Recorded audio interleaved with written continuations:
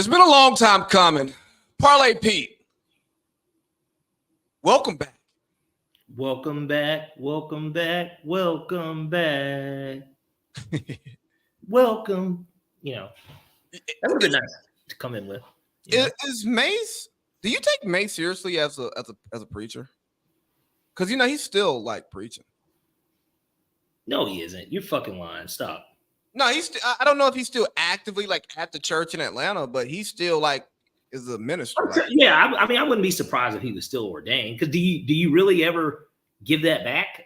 I don't think you give it back, but I mean, because you got to remember, that means that he could do people's weddings and stuff, and somebody would probably pay him a lot of money to officiate. Is it enough money to get him off the couch though? Shit. I mean, if you got the bread, like if somebody said, bro, come and officiate this wedding for $50K, I feel like he would do it. I mean, he can't get $50K for a show. So yeah, you're probably right. Yeah, like so of course he doesn't get rid of it. No, he could get $50K for a show. Maybe not by himself, but if he does like one of these things where it's like a festival, somebody would give him $50K. I mean, if him and Cam did like a little tour together, he could get $50K. He's got enough hits to do that circuit. Yeah, the festival circuit. I was just saying him as a freestanding, like Mace. No. Mason on tour. Pastor Mason and the choir tour across America, the mega church tour, and like, no, he wouldn't be able to do it. No. Nah, if he's doing the raps, he's definitely going to like Columbus and Albany and like Tuscaloosa.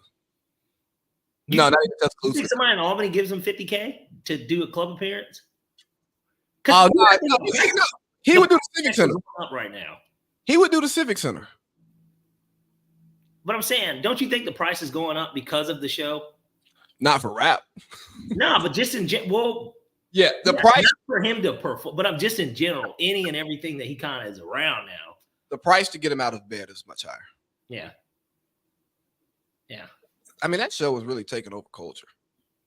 I told you, if somebody was smart enough and if we could create a network, if somebody had the wherewithal to create a legitimate network to compete with ESPN, even if it was like VSiN or some shit, right? VSiN doesn't get any views on YouTube, which is crazy because I swear I look up every time and I see VSiN is like 800 views. I'm like, God damn, like they got some credible people on here. But if there was a network that got them and they blocked it just like ESPN and created their own little car wash, like I think it will work.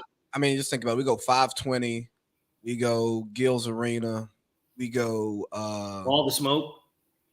No. See, you want to know what the issue is? We're not putting all the smoke on cable. Too many of the shows are similar, and maybe that would be kind of the issue. But they're not. If you watch them, it's like watching Greeny's show and First Take. They talk the same topics, but it's a different show. I tell you what, it's stylistically the same. Like the approach might be different, but stylistically, it's four niggas sitting around talking about the subject. Like what is everything else on ESPN? That's true, but I don't know. Like Around the Horn and PTI are different. You know what I mean? Like they're different. Those are different shows. Around the Horn is blown for the last time. Not yet. I mean, they didn't get renewed. It's next year, right? Yeah. So I just want to make sure I didn't miss the last goddamn show. I'm like, no. They didn't get them off the air yet. No. So Revolt would have been the place, right?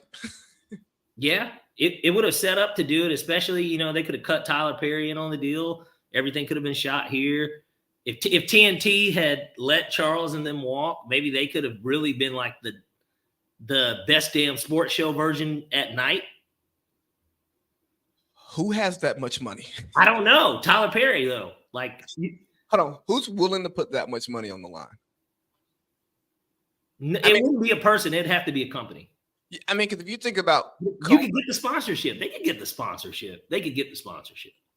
If you're taking Kenny, Ernie, Shaq, and Chuck, I mean, that's what 100 annually just in salary between the four of them. You're talking. Well, did you actually? Well, my bad. Did you see what Chuck actually said just the other day about this? That nigga said he could have left and took more money, but he want the people he liked to have a job for another year. So He's gonna get bought out next year. Well, that and then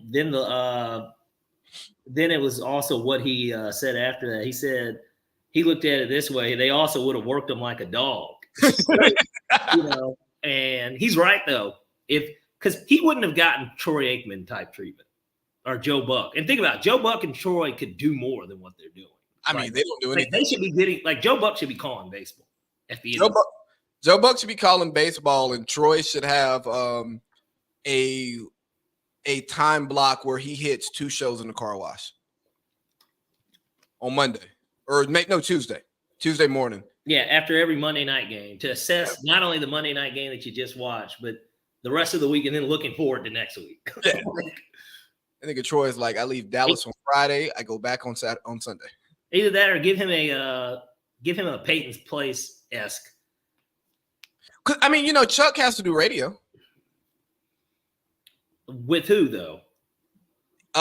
Mainly like local, but like when he does like Dan Patrick, he'll do Colin every so often. So when there's big stuff, like Chuck still has to go do radio and stuff. Yeah, but is that a part of his Turner contract? Yeah. Okay. Well, he was good on. Well, and that's still nothing in reality. That ain't nothing. No, to give up 30 minutes of your time. And it's not like he's in studio. He's just on the phone. Now, he'll give Dan Patrick a full hour if Dan lets him. But Dan's a legend. Yeah. Yeah. So, man, summer's over. School's back. We're back. I'm out of school, actually. We are so back, baby. Finally. The returned. To the podcast. I was going to say to Santa Fe, New Mexico. Why Santa Fe? It's always funny when he would say these random towns that he never wanted to go back to. Finally, The Rock has come back to Concord, New Hampshire. Helena, Montana. Right. You know what we should have done? You too, Todd, since you're here. We should have all tried to take our talents to random schools in bumblefuck North, like Idaho State or Wyoming or no? I told you, I went up to Montana because I had a friend of mine that I went to high school with that did go there. He still lives there to this day. He's a part of the athletic department, and he's white. Yeah, of course he's white. But bro, I loved my time up there. I mean, have you been back? Dope. It was dope. I don't know if I could have done, seasons up there, but in terms of visiting for that brief moment, it was cool. It was really cool, actually. Have you been back? No, but not because I don't want to go back. I had tried to schedule to come up there to visit him. Matter of fact, it was for an FCS playoff game or something. Todd, there were times I'd see this man twice a month on the West Coast. He ain't been back to Montana once. I call cap. It's also not the easiest place to get to. The one time I went, obviously I was in college when I went too. So oh shit, it's been over 10 years. Yeah, it was it was senior year. No, it was senior year. So yeah, it's been 9 years. It's been 9 years. But point being, you can't love nothing that much. You gotta. Well, it's just hard to get. There's not that many flights there. Let's start there. But even the flight from Atlanta was not direct on Delta. I flew to Salt Lake City. That geography doesn't register with me anymore because it does not matter. Really, the only states that matter Georgia, Florida, Texas, California, New York. New York, and the DMV area. DMV. If you're into Boston, or Pacific Northwest, you can care about Seattle. Well, okay. Well, then there's Chicago. Oh yeah, Chicago. The Midwest is really flyover country. You want to know where the most suckiest part of the United States to probably live is? Outside, those areas suck, that Mountain West area, but Mexico. Can you imagine being in this area where Kentucky, fucking Indiana and like Arkansas, like Missouri, like that, literally like that pocket of the United States, like Memphis. yeah, Memphis, like wouldn't that just like suck to like fucking have to live there? Yeah. If you look at our population maps, it shows that it sucks to live there. You know, and I used to think, you know, like the Gulf Coast was really the worst. I used to think that, man, who the fuck would want to live on the Gulf Coast? They got a beach. Well, a fucking dirty one, yeah. I mean, yeah, you know. But then I went to Pensacola, and I was like, wow, Gamble's. You know, I see why you don't shit on this place. There's enough hot chicks in each bar to say, okay, I can live here. And the food was good. The food's good in Pensacola. I think you should judge the ratio of attractive women in any given bar that you go to in a city to determine if it's a good city to live in. That's a fair way to look at things too. You know, that's why I like to go to Vegas. If there are attractive women, that means there's men who want money or have money. And if there's men who want money and have money, that means it's a good place to live because there's opportunities. Well, yes and no, because you know there's plenty of reasons why there's chicks there. There's some chicks that just never leave their hometown. They marry the John that they went to high school with. He ain't shit. But all those, you know, she's not shit, but she works this job because everybody gives her attention because she's so hot. But she'd never cheat on her husband, who's like, but he can't find anyone to cheat on her with, like that type of thing. But like those types of cities, everybody's not pretty. But I'm just saying, there's always, and maybe they're a diamond, like every city has hotties, except for maybe like Kingston. I know a few. Never Kingston, mind. Georgia. It's the size of your dad's street. They can afford a police department. I don't know how they have a tax base, but let me stop. Somebody from Kingston might hear this. Yeah, pop up and show niggas. That's what they're gonna do. Oh man, I don't know how long it'll take their horse and carriage to get here though. Horse and carriage. Yeah, you know, Jonathan Majors lifestyle. Oh man. wasn't that crazy? Like, I guess I empathize with him in a sense of it's like at his lowest moment, he's saying he had her, and like I totally understood where he was coming from with that, right? Like you did, yep. you just fumbled probably a generational bag over this white chick. and the trade-off was you could have been possibly, we don't know, I guess we'll wait and see. Well, now we'll never know, but like you could have been a part of maybe what was an even bigger and better part of the Marvel story and created the, like, you know, set the tone and been this Thanos for the multiverse. But instead, you know, you fumble it. But the trade-off is this: you got Megan Good. You don't think that's an arranged relationship by Oprah and Tyler Perry to restore his image? Well, she kind of needed one too, though. She just got divorced over something with a pastor. Like, think about that. So, but she's like Sierra. They're legends, so it doesn't matter what they do anymore. Right. Like nobody's checking for them, but everybody loves them. She's still hot as hell. I mean, I didn't say I know that. Yeah. I ain't like, we don't care about Megan Good's success anymore. No. What's the last movie she was in? Think Like a Man or something? I don't. She was in that, right? Yeah, she was in that. I mean, Cousin Skeeter, nigga. I don't know. Well, before, but that was before Think Like a Man. There was this big gap. It was Megan Good and Cousin Skeeter. Then there was Think Like a Man, and then we're here. Like that's the timeline of her career. I mean, we've grown up just in love with Megan Good. Like, what were we, 8, 9 when Cousin Skeeter came out? It was because of Cousin Skeeter, though. You know, she made me want to Cousin Skeet my shit. But she was hot as hell. Like as an adolescent, she was Yeah, she was it. She was the it girl, really, on Nickelodeon. I can't think of anyone that was hotter on Nickelodeon. Yeah, I remember when I saw her my freshman year, they were promoting the game, and she and Derwin, they came to Clark, and just being like 20 feet from the goddess, you're just like, oh, I can feel your halo. But look, man, we're back from vacation. We got some sports to talk.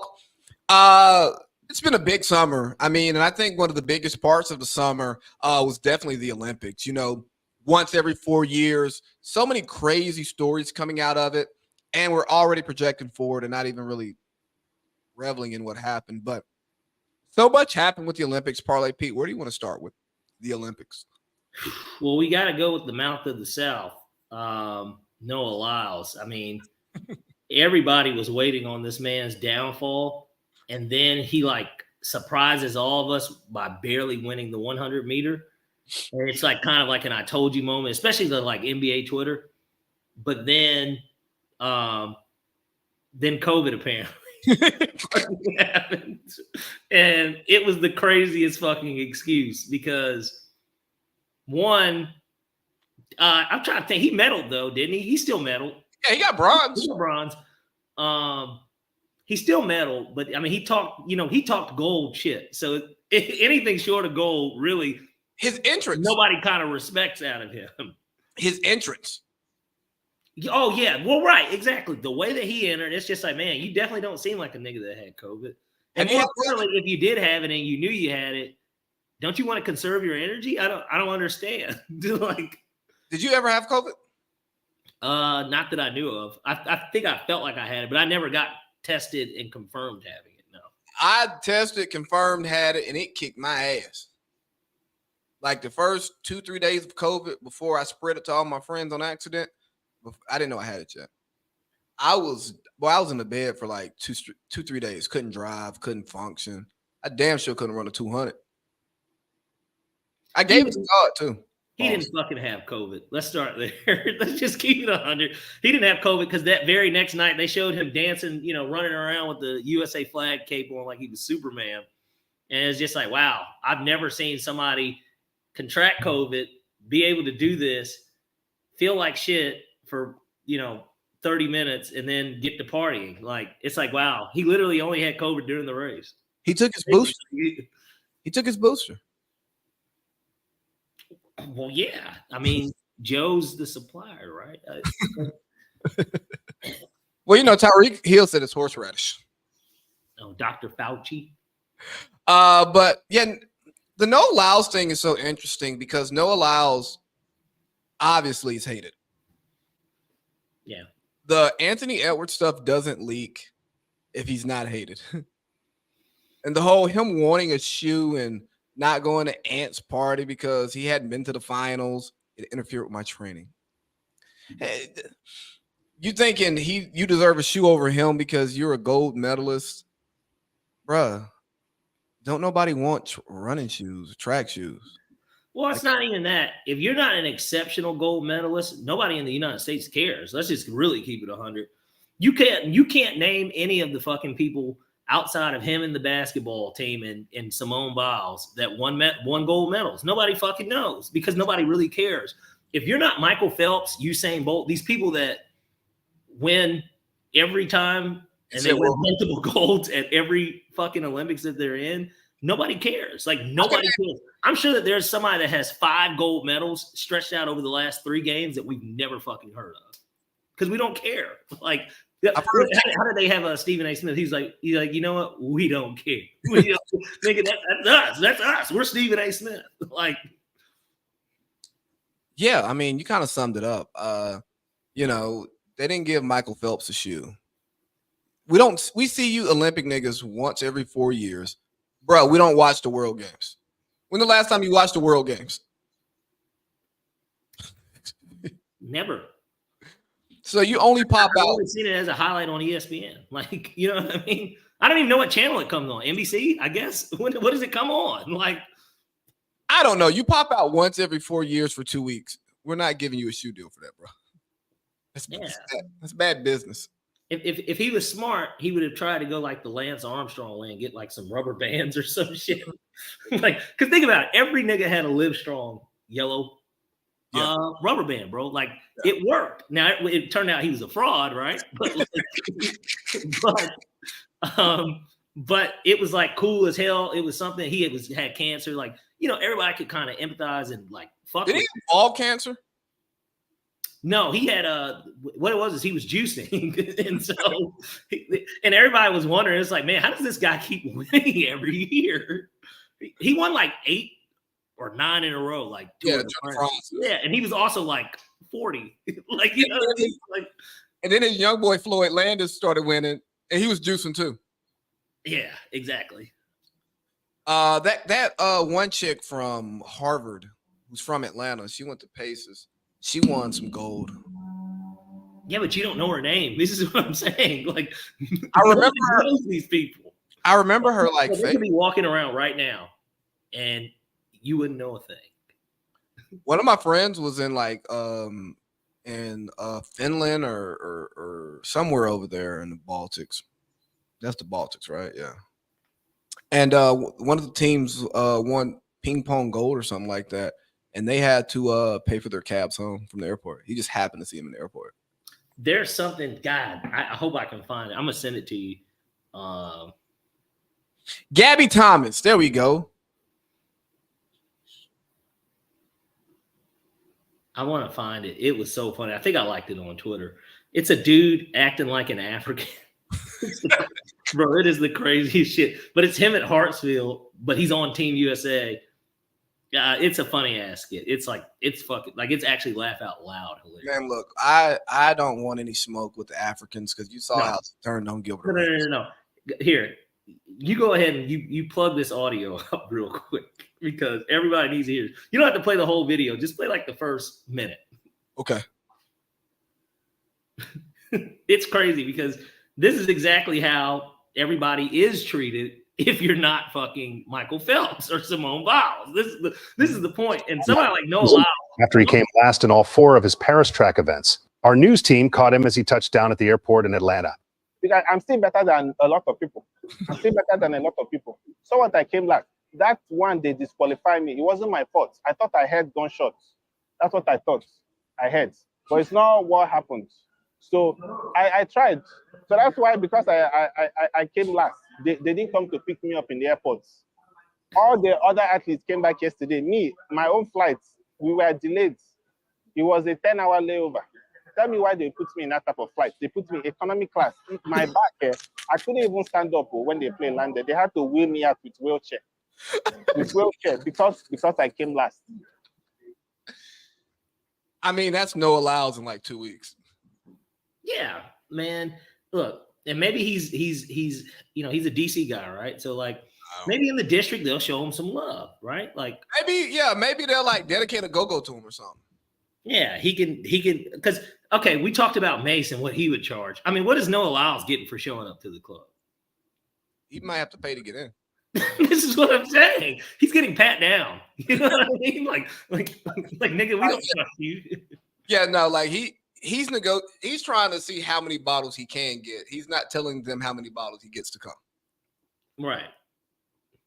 He's negotiating. No, I'm not. I don't like Noah Lyles. Let's not put that out there in the universe because I think he's stupid. And he need to take them goddamn bees out of his head. That's about it.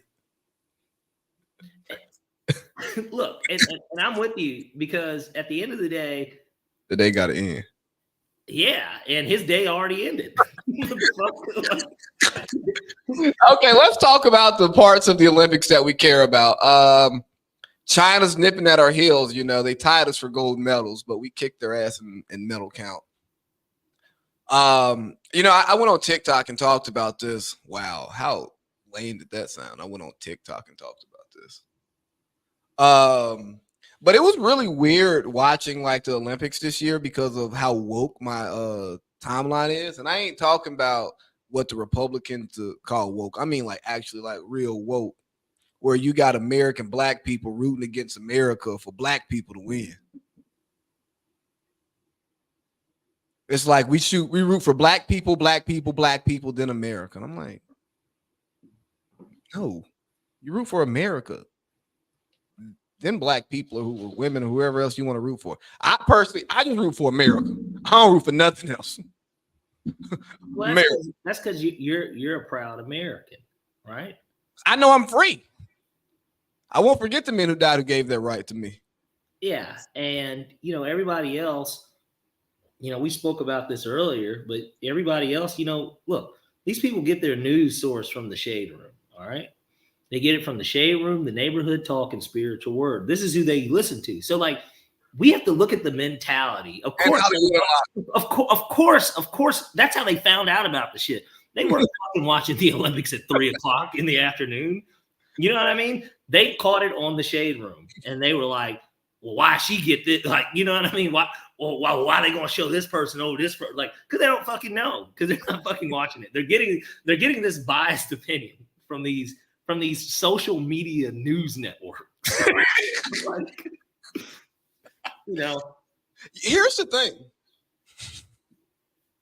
These were the same people who were mad that Sha'Carri didn't get to run last Olympics without even knowing that there is a rule, an outdated rule, albeit, but a rule. If you want to run in the Olympics, you can't smoke pot. I mean, that's pretty much in everything professional for the most part. Only recently did the NBA even change that rule. There's nothing professionally where it's okay to smoke weed. Like, everybody knows this. Yeah. But that's just them trying to hold black people back. And Sha'Carri, you can always run in my race. You'll always be a gold medalist. That's what they'll say. I wouldn't say that. I'm not really into Sha'Carri like that. She's not one of my like athletic celebrity crushes that I don't have. I mean, doesn't she? She kind of more so belongs in that women's basketball team type. Am I wrong? Is she straight? I don't know. I don't know what she is. I think she's it's last call and ain't much. Really, whatever I can grab. Yeah. It's like, well, she's got endurance and a nice body.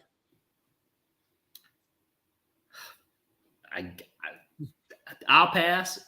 I'll pass. You said you'd pass around? No, I'll pass. And then then there'll be somebody in the Shade Room, the comment section, that'll tell me, well, he's like she wouldn't give you no time. Like some shit like that. And like my profile picture will be a picture of Malcolm X. Like, they don't even know what the fuck I look like. But it's like she wouldn't deal with your bum ass anyway. Like, you know what I mean? These are the people that we're dealing with. No, so here's the funny thing, right? I went on TikTok. Oh my God. Gotta stop saying this. And I talked about this book I want to write called The Niggification of Niggas.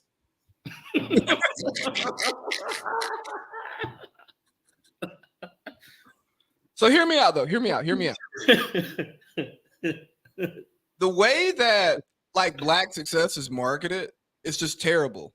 It's athletes, entertainers, or former drug dealers turned entertainer bosses, right? Yeah. Or Tyler Perry. But we don't like hear the stories about somebody who just built up a business and they die with a $6 million net worth, No, you never will. Or somebody who just worked up the corporate ladder. Like, they came from a lower middle class to middle class home. They went to public schools and they went to college and they interned. They got their MBA and they really fucking killed it for their first 6 years in Charlotte for Wells Fargo. And now they're a C-level exec. Well, fame is more important than money, though. Especially on these networks like the Shade. And, that's why even somebody like Junior Goodman, nobody heard about him until like I remember the first time I heard about him, I'm like, hold on, there was a dude that played in the NBA, had a decent career, was never an all-star or anything, played for 10, 12 years, and he's in the top 5 of the richest athletes. Like, you know what I mean? And nobody fucking knew because he was smart enough to invest his money buying Wendy's franchises, Applebee's, whatever he got his hands in. Oh, stuff that poor niggas eat. Sure, but I mean, look, you can't be mad at him for knowing his No, people. I wasn't mad at Freeway Ricky Ross. You know, But no, so I want to read this one comment to you. So I'm sitting here, I came to the realization. I'm not going to listen to it. Just need to find this comment. Let's see. Come on. So it was just one dude. You know, people like, sir, go to bed. Jeez. Oh, here we go. You've obviously bumped your entire head. Everybody in my family has been to college. None of us has ever been to prison. Maybe try working on yourself and those around you instead of lumping us all in with gangbangers. what was this retaliation for? Because I said that, like, we need better black role models, and all they do is show us people who catch balls and tap dance. Okay, and that was somebody's comment to you. Yeah. So they inserted themselves personally. Yeah. You weren't talking about them. No. Some random nigga in the comments. Like, I'm like, bro, I don't come from crime. I'm college educated. Hey, could you imagine if you had a room full of people? I hope that somebody can personify this, maybe like a Black Mirror episode, where everybody from social media is in a room, and as like the Shade Room posts something, it's almost like a news bulletin on a TV, but everybody that would be in the comment section is there, and they comment, and it's like you like say something about it. You're not talking to anyone specifically. You're just looking at it and reacting, and then somebody randomly comes up to you and says that shit. Somebody can make Black Mirror. That would be that would actually be a dope concept. It would be, because it would show you how ridiculous like some people really are. I would like to see if it actually played out in real life. Like, if you just go up on a podium and you just speak your thoughts, and then you get down and then see what the next person on the podium says. Do they just say what they want to say, or do they just like start going in on you? Well, I feel like it would turn into one of those things where somebody like threw a tomato at you, and then the boo this man like whole thing comes out. And here's the order I'd go in. I'd go conservative white man speaks first, followed by raging lib black man, followed by raging lib white woman, followed by strong black woman. So you're just gonna leave out the alphabet gang because of course they don't have a say in any of this now, do they? I said raging liberal black man. I thought that was assumed. Yeah, but that could be Van Jones. I mean, for all I fucking know, you know what I mean?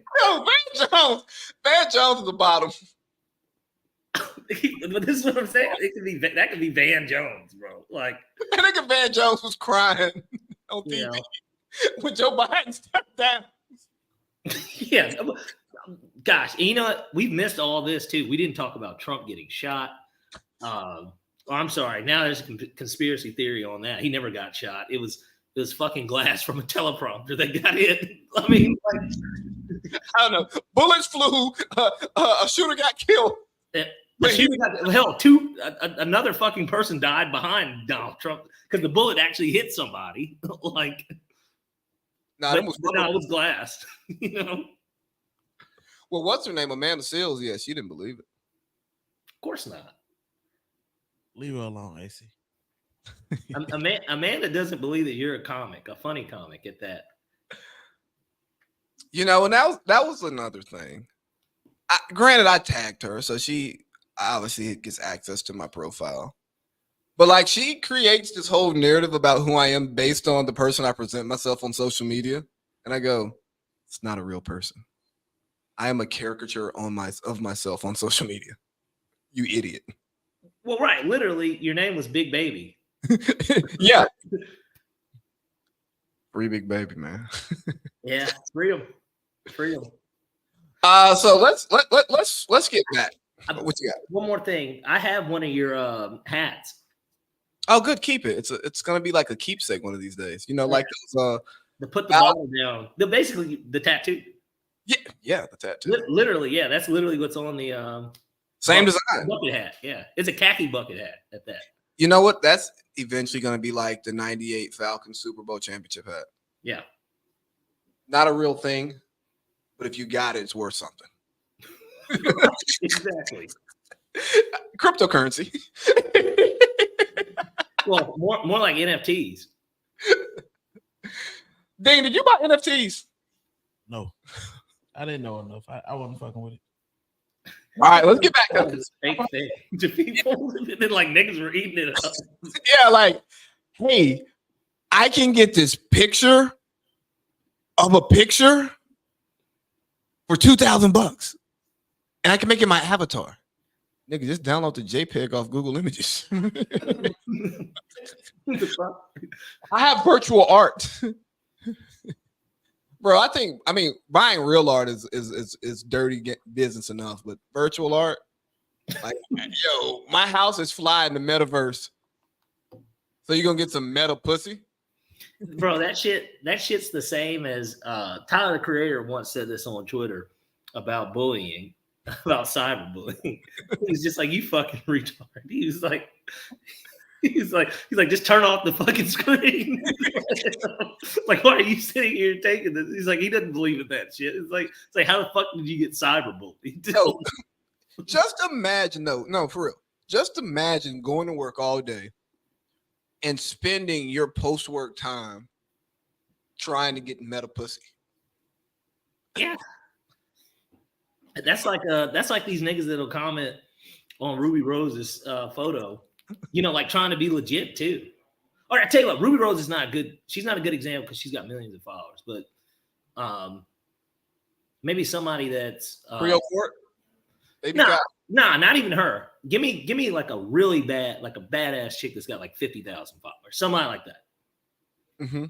But there's like legitimate dudes commenting like, I legitimately pulled up Andrea's DM. "You are the most beautiful girl in the world. DM me," like shit like that, you know. I legitimately pulled up in Lala post divorce Andrea's DMs at one point in my life. Did you think you were gonna get at least, you know, left on red? No. But you know, Steph couldn't have made that shot against France if he didn't shoot it. That's true. So speaking of which, Steph goes absolutely ballistic in a great game against Serbia. Then he puts the nail in the coffin. You know, he was the what is Wemby, the unicorn, the alien? Yeah, alien. Yeah, he was definitely the predator or whatever, you know. That's a good one, actually. Slade the alien, you know. But USA wins gold. We're gonna talk about this. But we got to start with the Serbia game. Was that not one of the most like intense games you've watched in a very long time, and one that made you happy to be from United States of America? It was such a, you know how sometimes, and look, the France game was a good game, but you know how sometimes, or most of the time, like the NFC Championship and AFC Championship respectively can be much better game than the Super Bowl? Yeah. That was kind of what that was. That was the gold medal game. And like, you just knew, like deep in your heart, everybody kind of was like, man, you know, there's no way they're going out like this. They're going to get this done. And it's like, you, in your head, you kind of think of this scenario of how, and how showed us how, literally. It was literally, everybody in their head thought, this is where LeBron, Katie, and Steph have to lock in, because they're the only ones that can do this, and they fucking did it. It was, you know, and I hate to give LeBron credit from this standpoint. When they asked him, you know, there's the Dream Team, the Redeem Team, who are you guys? The Avengers. That shit was true, though. It was almost like the fucking Avengers. like Thanos has got like all the stones, you know, half the fucking people in the world are wiped out. And it's like, then Iron Man, Captain America, and Thor and the Hulk fucking show up, and they win it for everybody. Like, they did it. Like, bro, legitimately, Jokic was about to pass Wilt, Shaq. You named, like, if Joker wins that game, he's top cemented at the 10 5 all time. Well, he's low key cemented at the 5. Yeah, he because did. You know, for the rest of his career, he's gonna continue to stack up. He might not win another MVP just because, you know, they don't like giving out too many of those, but He's going to continue to be all NBA first team. He's going to continue to be all-star. He'll probably maybe win one more championship. But That would be enough, like, to cement him But literally maybe as the greatest center ever.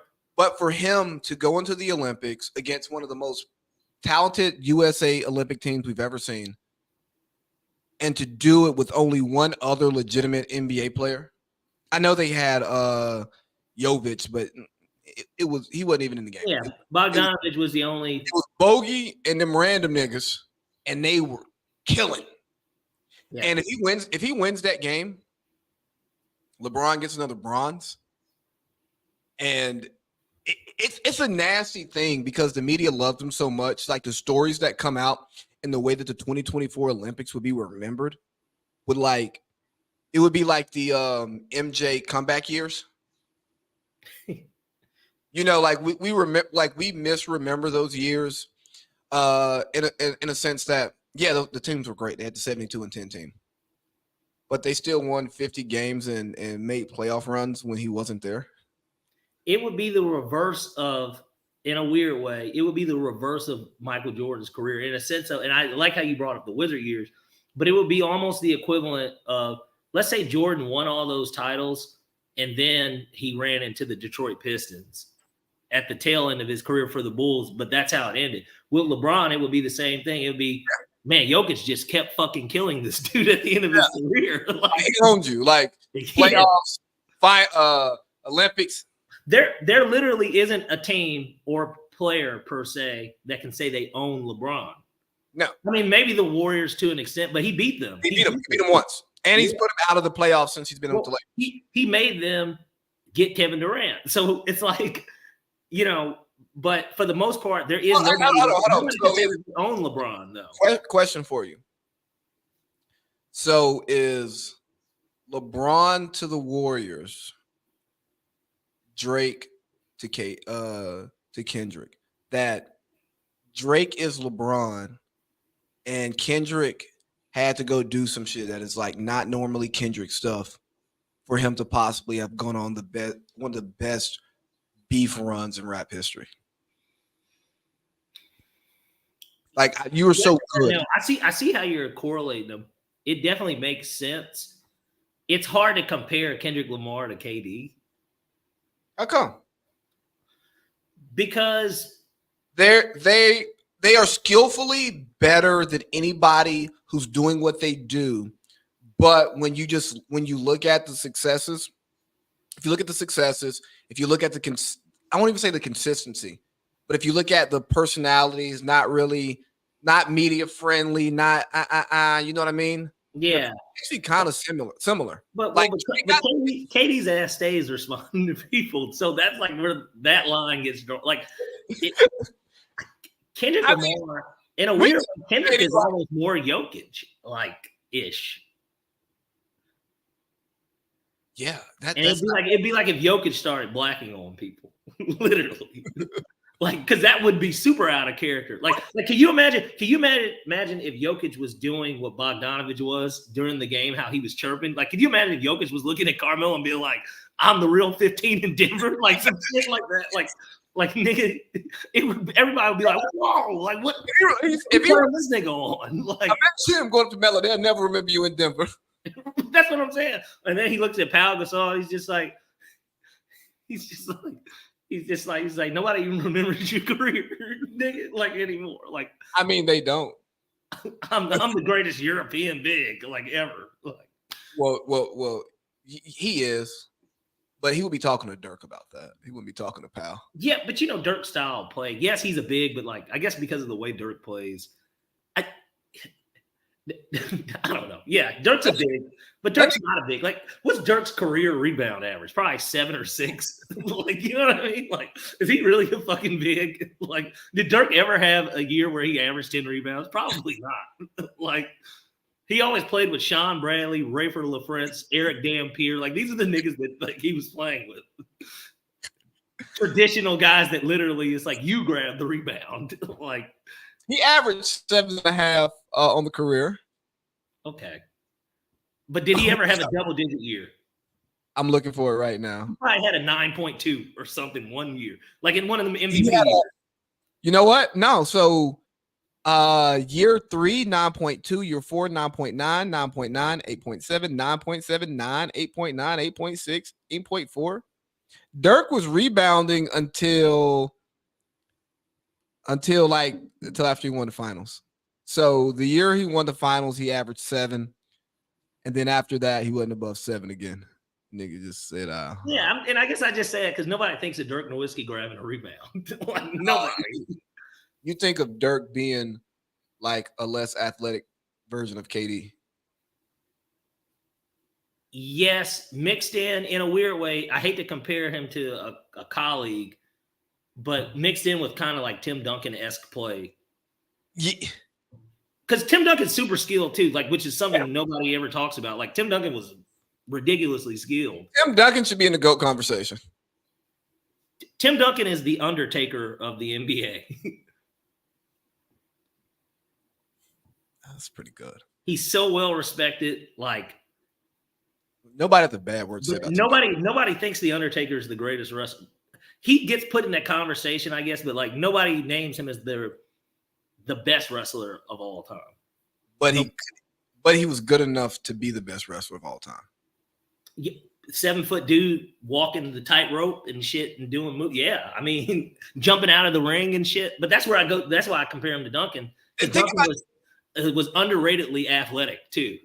Think about all of Undertaker's finishing moves. He had Tombstone. He had Last Ride. He had Choke Slam, and then he had even though old school wasn't a finishing move, it was a signature move. Yeah. And that big 6'10" motherfucker was really walking on a tightrope. Yeah. Well, and think about when he would jump over the rope, like jump out, like when he would do some Rey Mysterio type shit. Like he was great. He was. But let's circle back to the Olympics. LeBron was the MVP, deservedly so. Shout out to Stephon Marbury for coming out and hating. Hey, Todd. Hate. So Todd has a unique relationship with Stephon Marbury. Todd, you want to tell us about it? Oh man, let me tell you. First of all, I hate him and he's stupid. I hate to get in your podcast and call Noah Lyles and Stephon Marbury stupid, but if we took a fucking poll, I'm pretty sure 99.9% of people would agree.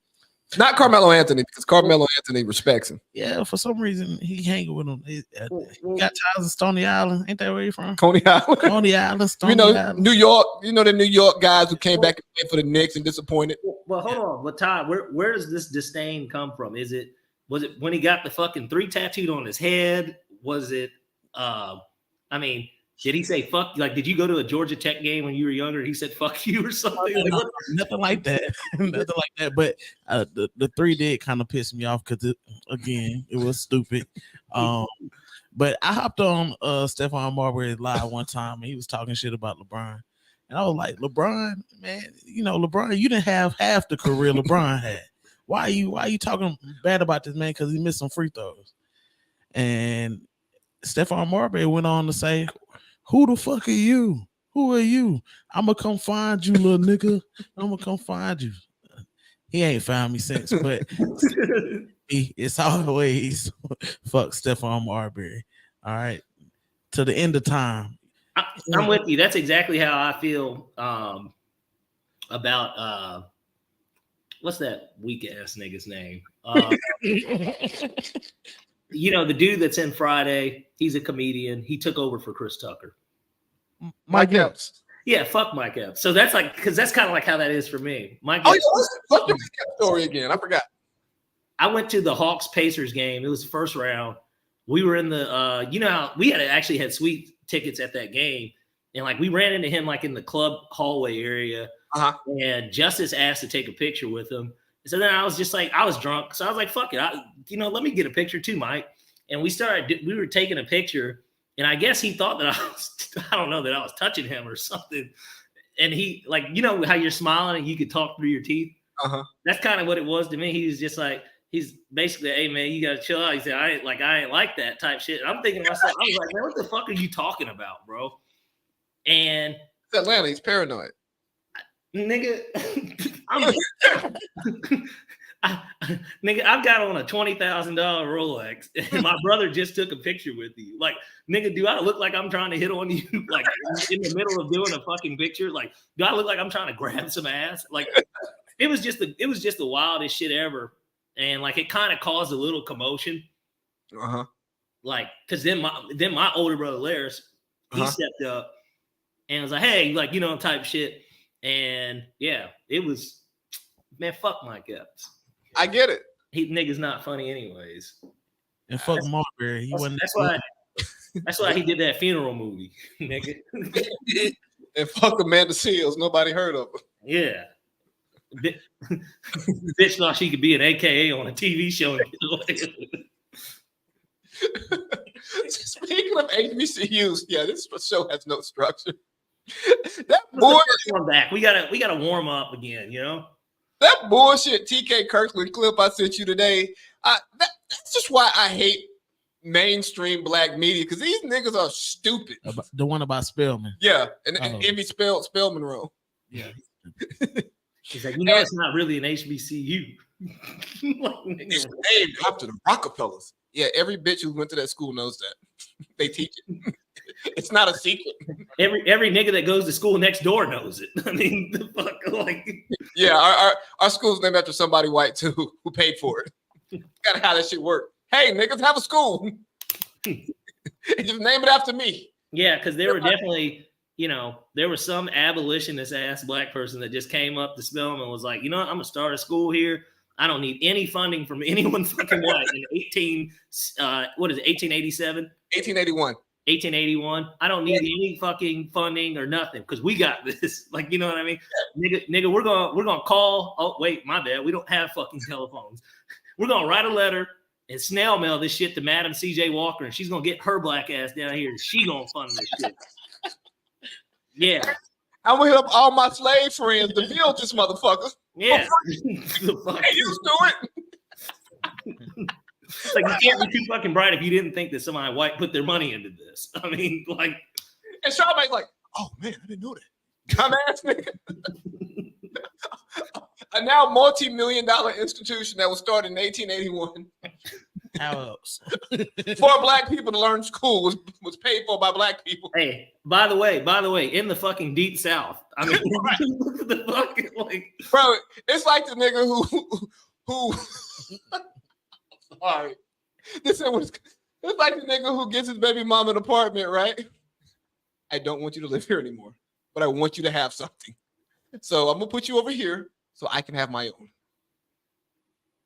White people, hey, sorry, UGA, you niggas not welcome. That's right. I'll give you a Spelman. all right. Give you more house. Well, basically, look, I know you guys don't want them using your bathrooms and your water fountain, so we got the colors only one. All right, like, I mean, and there's only colors here, so you can't get offended.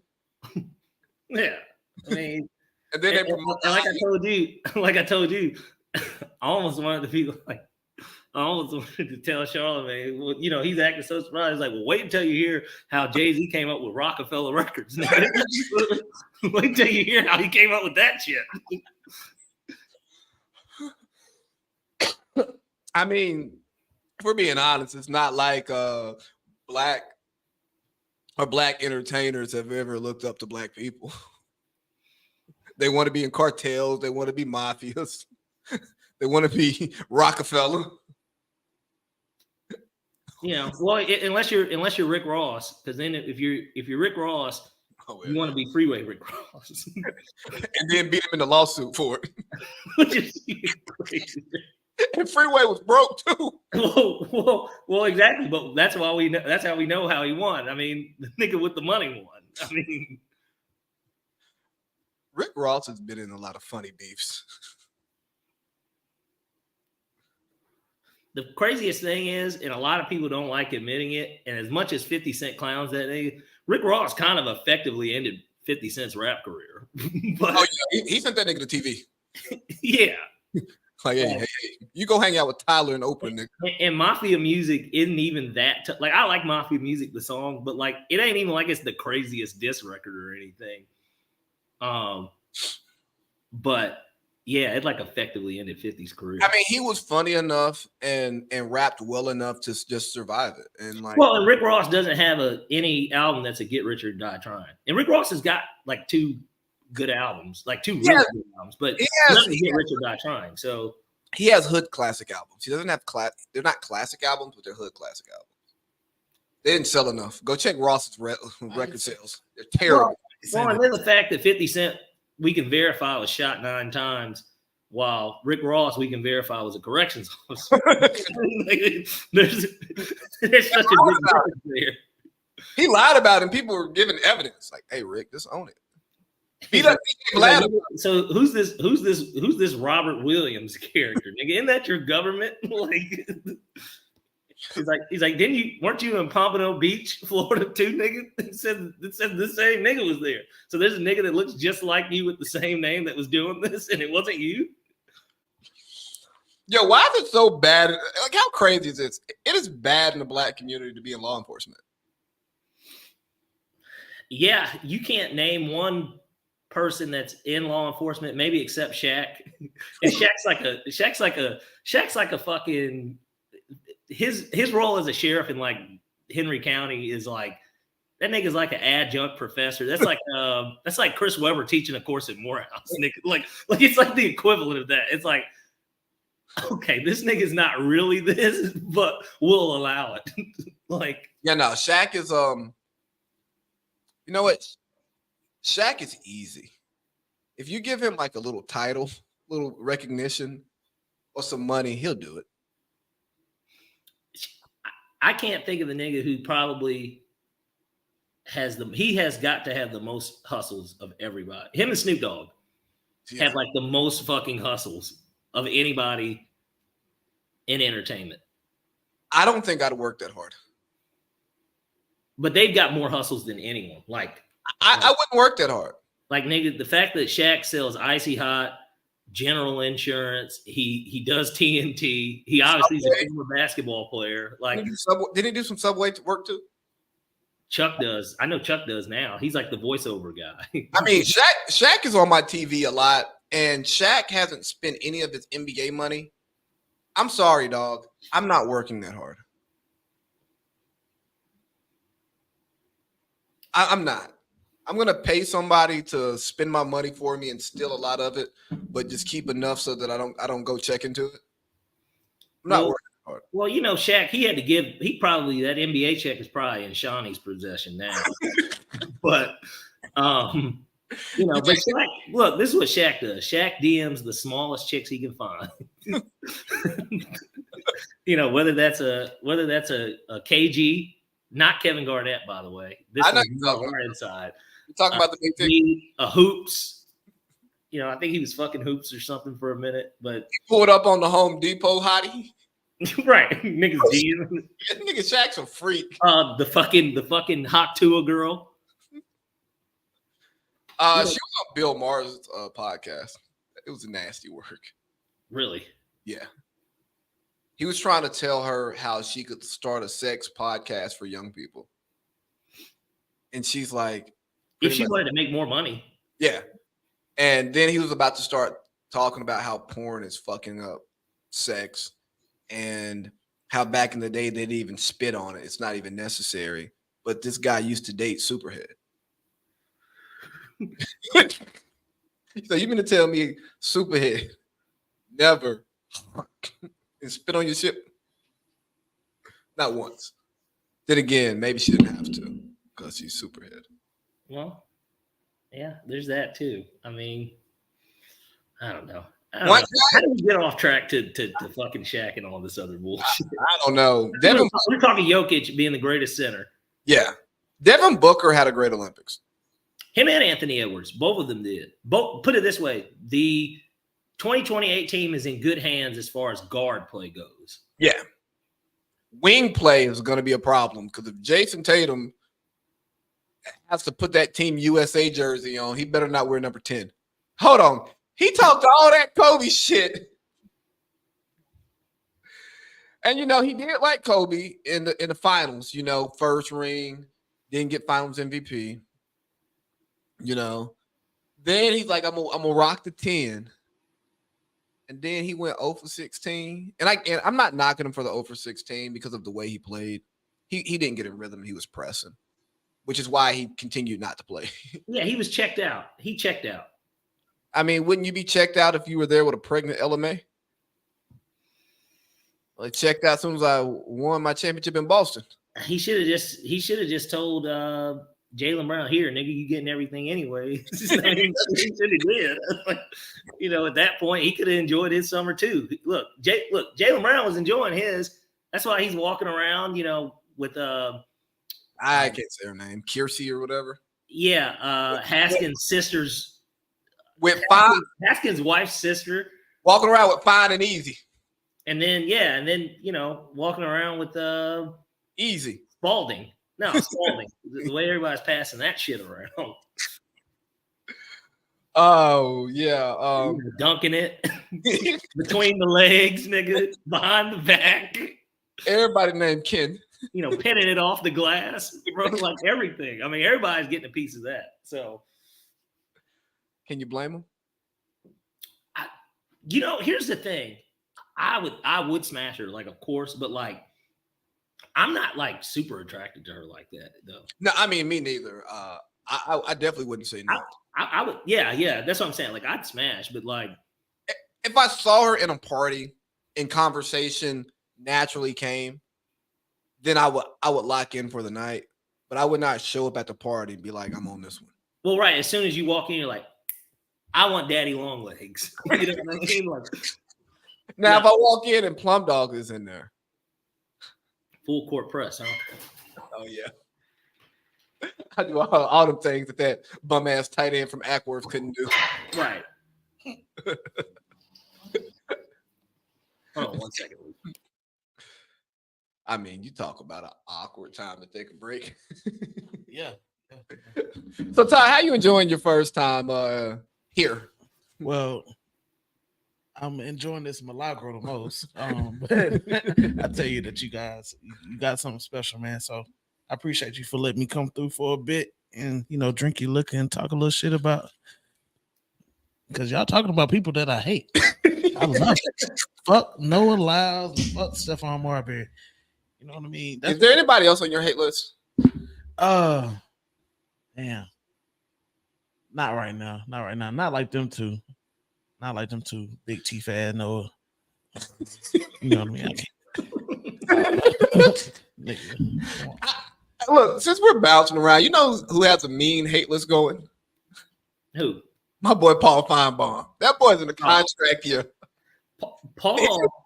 But you know, here's the thing.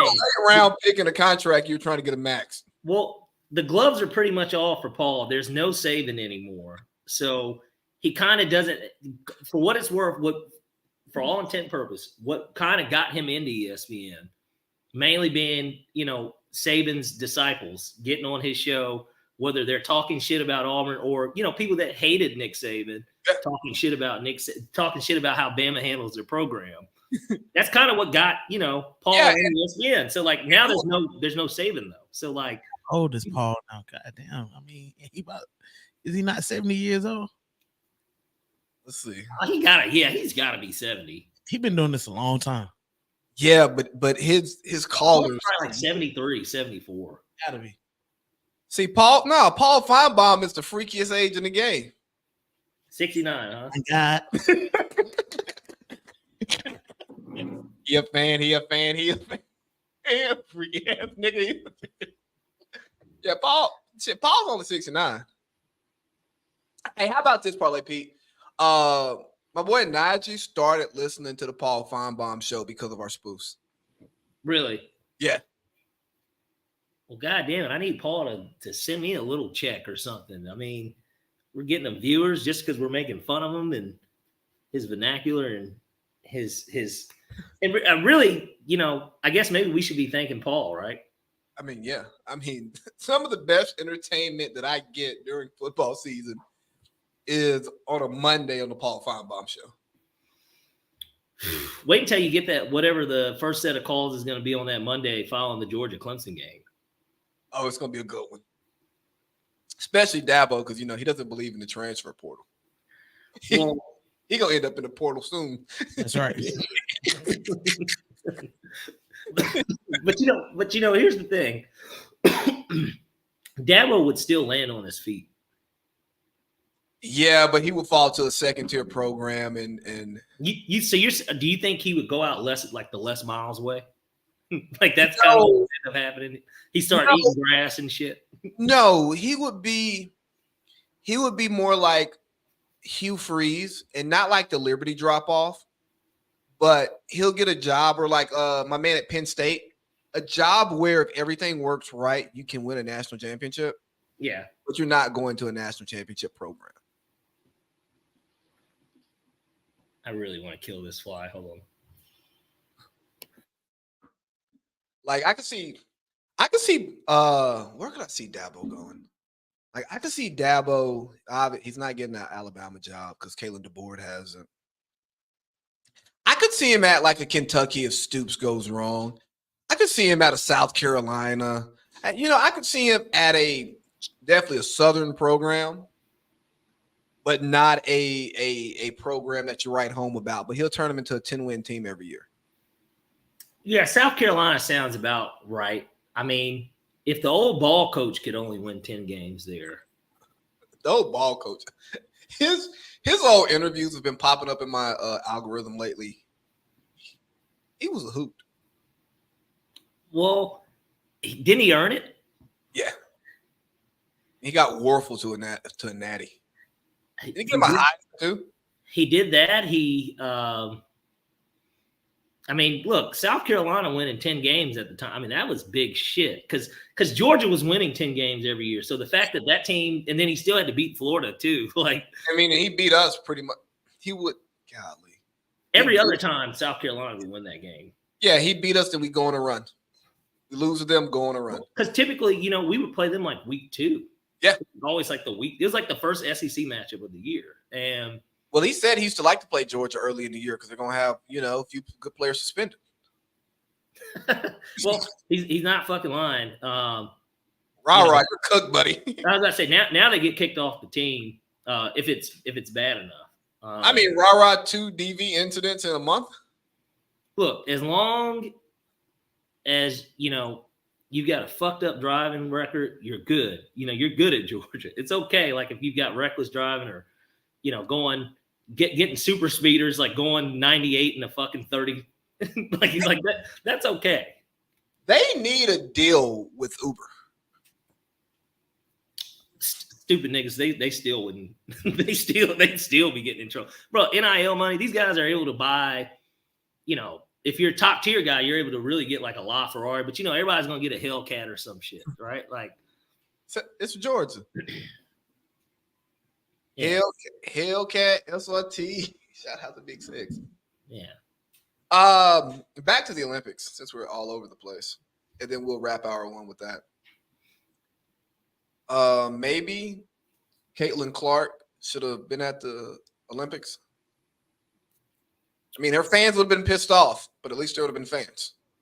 Well, yeah, and but then what? Then that would mean DT. No, you kick somebody else off. Kayla Cooper. Yeah, Kalia Cooper, sure. Yeah, we'll kick her off. So because you want DT, but Kalia Cooper, how could you do that? She's the leading scorer. She's the best player on the Phoenix Mercury. Same reason why she's a bucket. She objectively, I'm not gonna say she's necessarily having a better year than Caitlin Clark, but she's got to be on. She's top 3 in the WNBA in scoring. I'm not going to argue with you about that. I just honestly think I'm thinking about dollars and cents and jersey sales and viewers. For sure. No, look. I'm thinking about what matters. How do you not capitalize on your most popular player? Because the WNBA doesn't care about money. Well, it's because it's daddy's money. Sounds like a woman. Yeah, it's daddy's money anyway. So hey, I want what I want, but you figure out how to pay for it. Well, you would think that you would think that maybe Grant Hill would be a part of the selection committee for the women too, or something. Since it is kind of NBA affiliated. Like, Yeah, but you know they want to run their own show because they know better than the profitable leagues. yeah. Yeah. But I mean, Caitlin Clark, she's Nike, right? So Yeah, that would have made sense from that perspective. I'm sure every woman pretty much in the WNBA is Nike, though. Plum Dog is Under Armour. Nobody's gonna buy her shoes. She's not gonna get one. Yeah, I mean, I'm not trying to be funny. Niggas don't buy Steph shoes, so and, Hey. and look, and niggas, everybody respects, loves Steph, right? They're popular. They're popular in California. A lot of the Asian guys I played against when I lived in San Diego were in Steph Under Armours. Well, yeah, they're Warrior. It's San Francisco. No, this is when I was in San Diego. This is still like a Lakers Clippers town. But I'm just saying, it's Close enough, huh? yeah. It was weird. Like the first time I like went to the gym, I think it was like 24-hour fitness or something like that. And I see like 5 people on the court in Under Armours. I'm like, dog, you shouldn't even wear Adidas to play basketball. Y'all niggas are in Under Armours. I bet they're comfortable or something, you know. I'll never know. Will you protect this house? Yeah, those are great commercials though for football. Those were our cleats. We wore Under Armour cleats at Mount Vernon. That's unfortunate. Well, No, I'll tell you what. but we weren't a Nike. We weren't a Nike school. We became a Nike school my senior year. Like in terms of like our apparel, like even our actual apparel, because our apparel. Well, actually, that's wrong. That's wrong because we most definitely had Nike bags. I don't know what the fuck my school was doing, but like I didn't have an apparel deal in my high school, but Todd, they Ronnie Brown, the graduate of course, Cartersville legend. he had a Reebok deal, and Man, we had these big ass cleats. Couldn't nobody run in. the Peyton Manning Reebok joints, the whole team had them. Man, slow as a motherfucker. I was about to say, so what, y'all had cement on your feet. That's right. Yeah. They went from Speed D's the year before to the big Peyton Mannings. Yeah, but that's the weird part. Like, But but Ronnie, that was the official shoe for y'all the whole time. Well, just that year, we got rid of that shit super fast. Yeah, we wore Nikes that year. that's what I'm trying to think. I'm thinking to myself. I'm like, well, hold But- on. But 'Cause that, we wore Kobe's. Kobe's and Hirashis were our shoe. My 3 years there. listen to this though. They had Nike jerseys and Reebok cleats. See, but it makes sense though because Ronnie Brown. Like Should've that's sent some why it jerseys. makes sense. They could send some jerseys. Nobody was rocking. I mean, well, Nobody want that. was the NFL still Reebok at the time? Yeah. I had a The Reebok. NFL joints that had the Yeah, shield. because I had a Reebok Santana. No, Clinton Porter's jersey, like a XL or a 2X, still too big. Pause. Redskins or Broncos? Skins, baby. I had the same joint. You had the white one, didn't you? No, I had the burgundy. Take command. You know how I say it. Take command. No, I said take command. What's the craziest jersey you had? Craziest jersey. I'd have to think about that. Football? Period. Craziest jersey had to be the Keyshawn Johnson Cowboy jersey I had. Don't know why the fuck I had it. That's rough. I found it, but yeah, Keyshawn Johnson Cowboy jersey was crazy. I'll say this much. I got a Brett Favre Jets jersey. I had a Dorsey Levens, but the numbers were backwards from Value City jersey. You didn't get flamed, did you? Nah, I went to private school. They didn't know no I was better. about to say we ain't never see that. Shit. I'm trying to think. That's just the only one that could. I guess it's because he only played 1 year there. How That does- was his name off the top of my head. Like, I had a Sharif Abdur-Rahim Hawks throwback. well, everybody had that bullshit. The you talking about the 70s one that was like yellow? Mine was black, red, and yellow. I don't even know if it's a real jersey. But it's like the 70s one, right? Yeah. Like the 70s type shit. Yeah. Everybody had that bullshit. No, because look, we used to go to Value City, the one right there in Marietta. The one, yeah, right down the street from the gym. Yeah, I saw an Allen Iverson Bethel jersey in there one time. That was a popular one. That LeBron's Irish jersey, those were popular. I got a LeBron's Irish jersey. I stole it. That nigga never get it back. Fuck him. Hey, we'll add him to the hate list. Oh shit, man. Hey guys, that's hour one. Yeah, we went a little long, pause, but you know what? Whatever.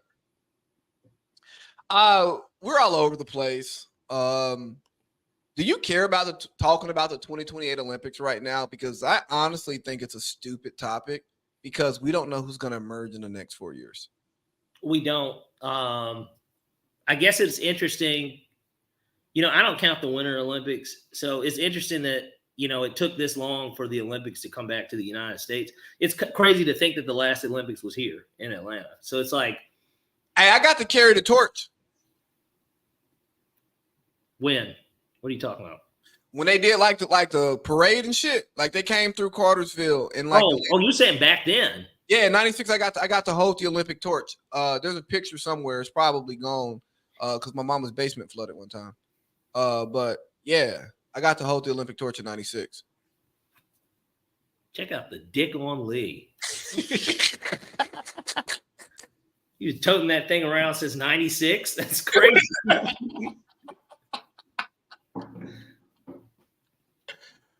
Oh man. Yeah, that's up there in one of my like really cool life moments that probably shouldn't have happened. Right place, right time. But that is dope because that doesn't happen. Like, no. You know what I mean? Like the Olympics, theoretically, it probably will never come back here. Like ever again. In our lifetime, yeah.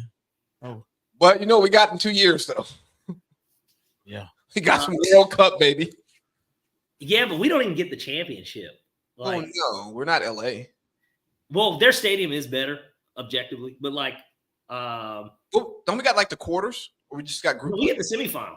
Semi? Oh, perfect. Yeah, we get one of the semifinal games is going to be here, and we get you know, couple of group play games. But like, I might actually have my PSL paid by then. That'd be nice, right? Like, yeah. Get some more perks. Yeah, and it's great because it's building up all that stuff, and I'm sure. Who knows? It's weird. It feels like we won't even get the Super Bowl again because everybody else keeps building new stadiums. Well, that's because Nashville's going to get it. Like as soon as Nashville stadium's up, they're getting a Super Bowl. Then if the Bills are out there, they won't. But they might but their shit's going to be covered. Yeah, everybody's like moving to this dome. Look, everybody's copying the Minnesota Vikings stadium. You know, I've been talking fluorescent like roof. I've talked to people who aren't from here. And they don't like it. They love outdoor football. But we have the best of both worlds. It can be outdoors here. Like those other stadiums won't be outdoors. Like theirs aren't going to be retractable. I like our stadium. I just really hate in the summer when we have the roof open because my seats are right there in the sun. I cook like Slant Boy during those games. Well, you could be, it could be worse. You could be on the roadside of the Dolphin Stadium where every single time it's in the sun. Or I could be at the 300s going to one game every 3 years. Yeah, I mean that was fucked up to say, wasn't it? I don't know the people you're taking these shots at. So. No, nobody personally. No, I know. Yeah, that's the point. I don't know the people that you're taking these shots at. I'll tell you, though, it's always funny when I see people I know who are at Falcons games and, like you'll hit them up. Hey, where you sitting at? We can get up. Oh, I'm in 347. Oh, nigga, I'm not seeing you. Yeah, especially the way you have to maneuver around our stadium. It's difficult to just meet up with people at halftime. By the time you get to each other, the fucking third quarter has started. So, yeah. And if you're like 347, you can't meet me by the football helmets. Right. It's not that simple. Like niggas got to go up steps. And why should I go up? Right. You come down to me. And at a certain point, they won't even let you depending on where you're going, they won't even let you go. I've never been up in the peasant area during that time. I didn't know they had rules. No, I'm talking about vice versa. Like, in some cases, depending on where you're meeting, something like you know how it is. Like even with like in the club, but there's only but so far you can go. They don't even. You're not even by the door where they're checking the fucking tickets. Like they check your ticket. You get checked like 3 times getting down. Oh, and now, bro, we're not going to be able to swag anything because they're going to be tracking our faces. Isn't that crazy? I don't see why they need to know my face. Well, it's just They're nobody signed up for it. It's probably in the new terms and conditions in our contracts that we didn't read. Right. See here in section 17G. Like, well, let's go ahead and do this. Okay, guys, here's what we're doing. We're gonna run the piss out of this football. I got you. We're getting ready to run the piss out of football. Trying to get going. I got you. We are all here to do what Falcons do. I'll tell you what, man. I rose up earlier today. My third leg was fucking on one. Olympic torch style, huh? Yeah. Flaming. Yeah. Flaming. I'm sitting there on FaceTime with the wife, and I get a text, and I'm like, "Oh, let me check this because we're doing a show today. Got to make sure that we're coordinating appropriately." And then I see Falcons are closing in on the deal to bring in Matthew Judon. And I say to all those haters who said we should have drafted these pass rushers that nobody believed in because the first one didn't go until 15. Terry Fontenot knows what the fuck he's doing.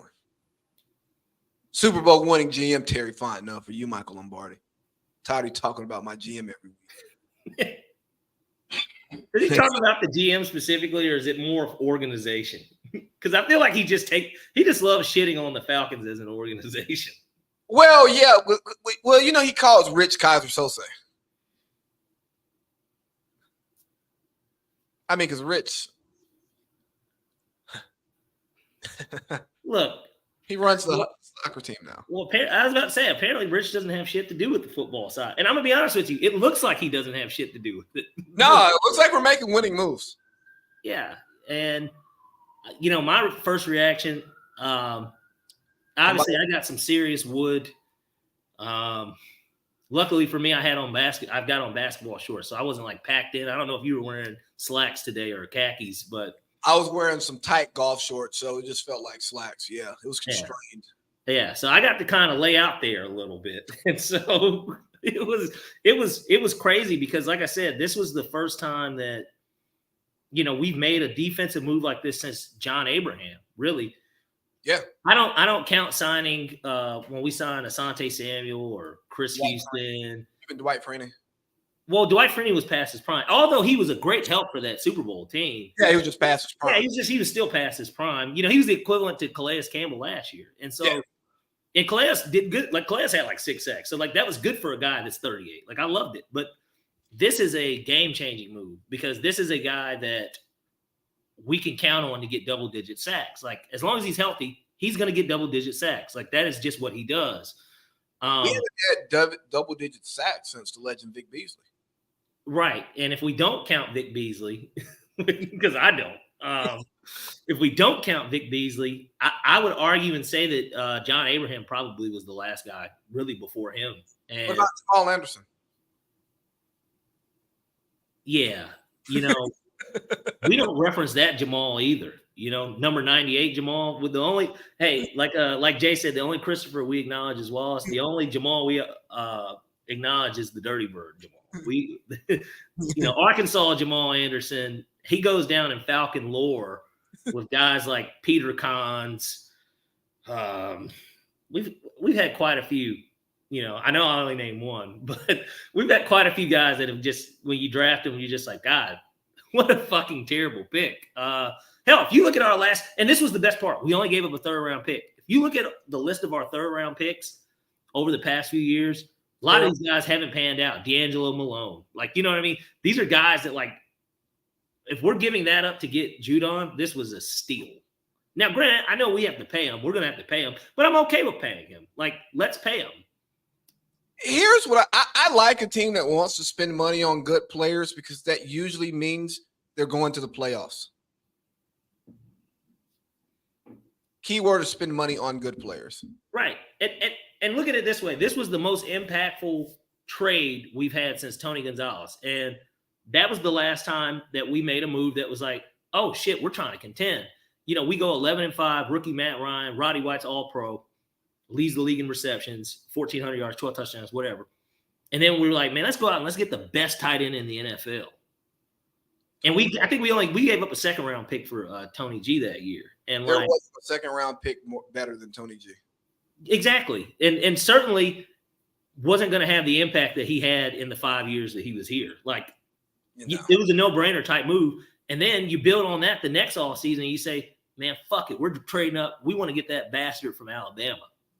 The nigga who ran a 4.39 with a broke foot. Broke foot. Yeah, we want him. And look. He wants us. He likes Atlanta. Well, we know he likes Atlanta. I'm sure Julio still spends a lot of time here. And certainly he probably won't pick up a ball again. But you sure? Well, I take that back. He will pick up a ball. I don't know if he'll be catching them in the NFL. How about that? I got a word better. But it was an impactful trade, and you don't want to count the eggs before they hatch, but it's a match made in heaven. This offseason, the Falcons addressed 3 different things that have plagued them the last 5 years. The pass rushing thing being really something that's plagued us for really 10 years. But the 3 things they addressed, you got a pass rusher, something that we just have not had. Like, we haven't had pressure. You got a quarterback, right? Well, that was going to be my third thing. You have a succession plan, something that we haven't had. And, obviously I'll be the first to say it. Everybody knows I'm a big Matt Ryan fan. Love Matt Ryan. Matt's play began to tail off after the second year with Sark. Because that second year with Sark, he put up the MVP numbers again, but we only won 7 games. Yeah. But after that, that's when we start going, 4. We went 4-12. Then we went, I think 7-9 again, and then we went 7-10. And so. And 7-10 again. Yeah, and then 7-10 again. So the quarterback thing, the succession plan needed to be in place really after 2019. That's when the succession plan really should have began, because they could have drafted somebody and sat him for 2 more years. It may even, depending on who you want to talk to. But so the succession plan was something that we've always thought about and knew, because that's why that debate about Justin Fields and Kyle Pitts still exists. Everybody was like, well, you don't draft Justin Fields to necessarily start immediately anyways. You just draft him to sit behind Matt for a couple and knowing what we know now, you just don't draft Justin Fields to play for meaningful snaps for you. Yeah. I certainly wouldn't want him. And who knows? Maybe he'll shut us all up week 1. Or maybe somebody be smart enough and make him Taysom Hill. That's who he is. He's Taysom Hill. I'll give him more credit than that. I'll give him a little bit more credit. He's a much better passer than Taysom Hill. I mean, but if he's Taysom Hill, he gets to be on the field. If he's not, he's carrying a clip. You're saying use him as Taysom Hill. Yeah, I mean, how else do you play him? Well, I mean, you get, I don't know, see if Sean wants him to be in there with Bo Nix or something. But Sean Payton he might be the biggest media darling who is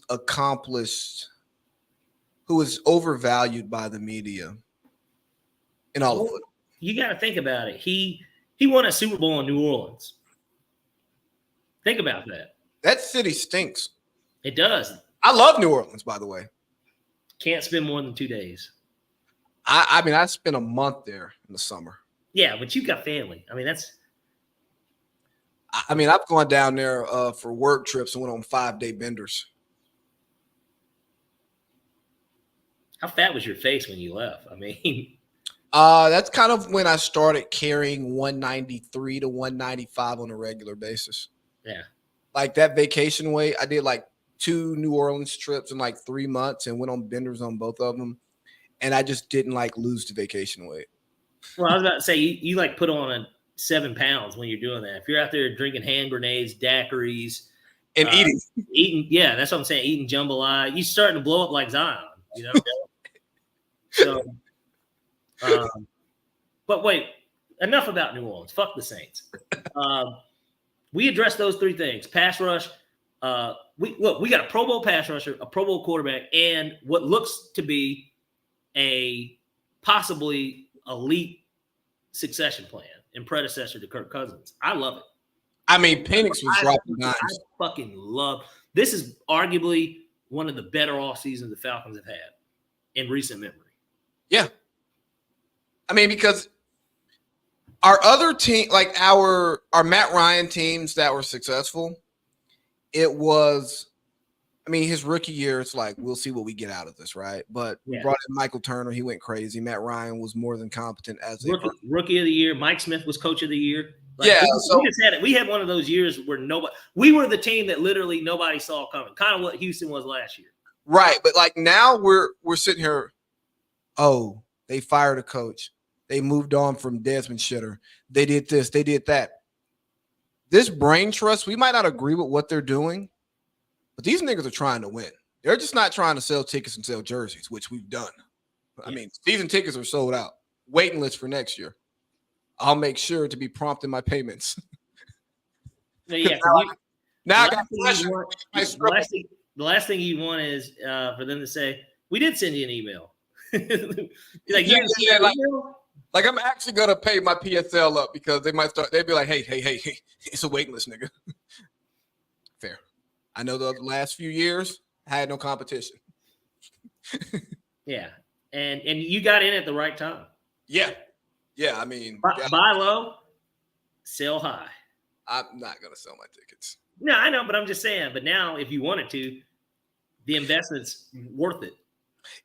You know what? That's the shitty thing about living in the city where you're a fan of and you buy season tickets. You can't really capitalize off your season tickets financially the way that you would if, say, I was in fucking Charlotte and they went on they got good. Right.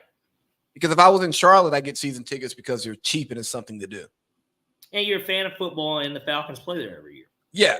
But with the Falcons, it's people will be like, hey, you want to sell me your tickets? No, I don't. I want to go. And more importantly, it isn't about money. Yeah, no. Like, let's say the week that we play the Saints, you have something you have to do. You can't. You won't be in Atlanta. Oh, those things are going. Well, I'm saying you wouldn't even have to sit. Like now, you wouldn't even have to sit. Like you might give them to somebody that you know is a big fan, or sell them to them. You know what I mean? And I'll sell it to them at market value. That's what I'm saying. Yeah, because it's not about money for you though. Like the last thing you would want to do is put them on Ticketmaster. And although you know there's some funky ass Saints fan that's not going to pay their rent and is going to go to the game, you don't want them to fucking get the enjoyment of getting the eviction notice. Like, you know what I mean? Like, you don't want them to say, God, I'm about to get my shit's about to get put out, but God damn it, I was there at that game. I got to see the Saints beat the Falcons. Like, no, nobody wants to do that. Like, these are the niggas who take the Saturday night Greyhound and the Sunday night Greyhound, no hotel, and they still go to work Monday morning. No, these are the type of guys that are renting the U-Haul and they're sleeping. They're sleeping 3 by the head and 3. Like, bro, I think I've said the most flagrant shit at Falcons games to Saints fans. I love talking shit to Saints fans though, because here's the thing too. With obviously that you and I'm as you know, and because you got family, of course your dad's a Saints fan. So like, all that fly Saint shit that they don't sell no more. I loved his jacket though. His jacket was so tough. Like, you know what I mean? Like, I love that fucking jacket. But that was a tough jacket. But yeah, it was just Saints. Yeah, it's just, you know, and the Saints have nice uniforms. Like, I hate the Saints, but like I love their uniform. I think they have great uniforms. So, yeah, and they haven't changed much. Well, and the thing is that they could do it in any combination. They could do the black pants with the white. They could do the white with the gold. They could do the black on black, white on white. They've got so many different combinations that they could do. They have great jersey. Even their the color rush ones when they wore them when we played here on a Thursday night, the all white, that shit was clean as fuck. Like, it's a clean ass jersey. There was nothing scarier though than like the Super Bowl era Saints when they would come out with the black pants, the black socks, when they would do that white jersey with the all black bottoms. Yeah. Drew's throwing for 350 and 4. Yeah, well, and Darren Sproles he's gonna get loose. You know, he's gonna, for whatever reason, Darren Sproles is gonna have 5 screen passes that game, and he's gonna somehow get 121 yards and 2 touchdowns. Like, And he's gonna run a punt back to the 7. yeah, you know, Marcus Colston goes for 8 catches, 99 and a touch, like light, and they were all big first down plays, like all of them. You know, Jimmy Graham's gonna get a dunk in today. Like, it was fucking terrible. Pierre Thomas is gonna somehow have a big day too. Like, And Sean Payton's gonna have an aneurysm on the sideline. no, he's just gonna be yelling choke. And then somebody ran him. You know, I guess the Super Bowl hadn't happened for us yet, but like, you know, it would just be something. He'd do something to irritate somebody.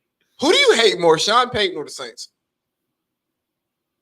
You know, Sean Payton's got a face you just want to kick.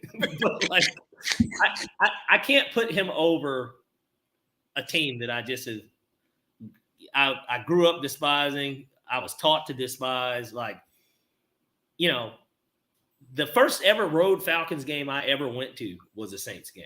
So when it was 2002. Jay Feely made the game winner. That was the first road game. My mom, she took all of us to. We went to the Superdome, and the first thing I noticed about the Superdome, I was like, "Man, this reminds me a lot of the Georgia Dome," because it did. Like, it reminds me. It still does today. It reminds me of the Georgia Dome. How did it smell? It actually, the inside smelled like the Georgia Dome. Now, outside's a totally different thing, but outside, you know. It smells like Master Splinter and the Ninja Turtles fucking just took over a city or something. You know, shit's like a sewer. But you know, except for, I tell you what, except for when you get around that good ass smelling food. You know.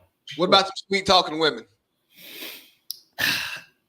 You know, the last time I went there, there were a couple of attractive women that I ran into.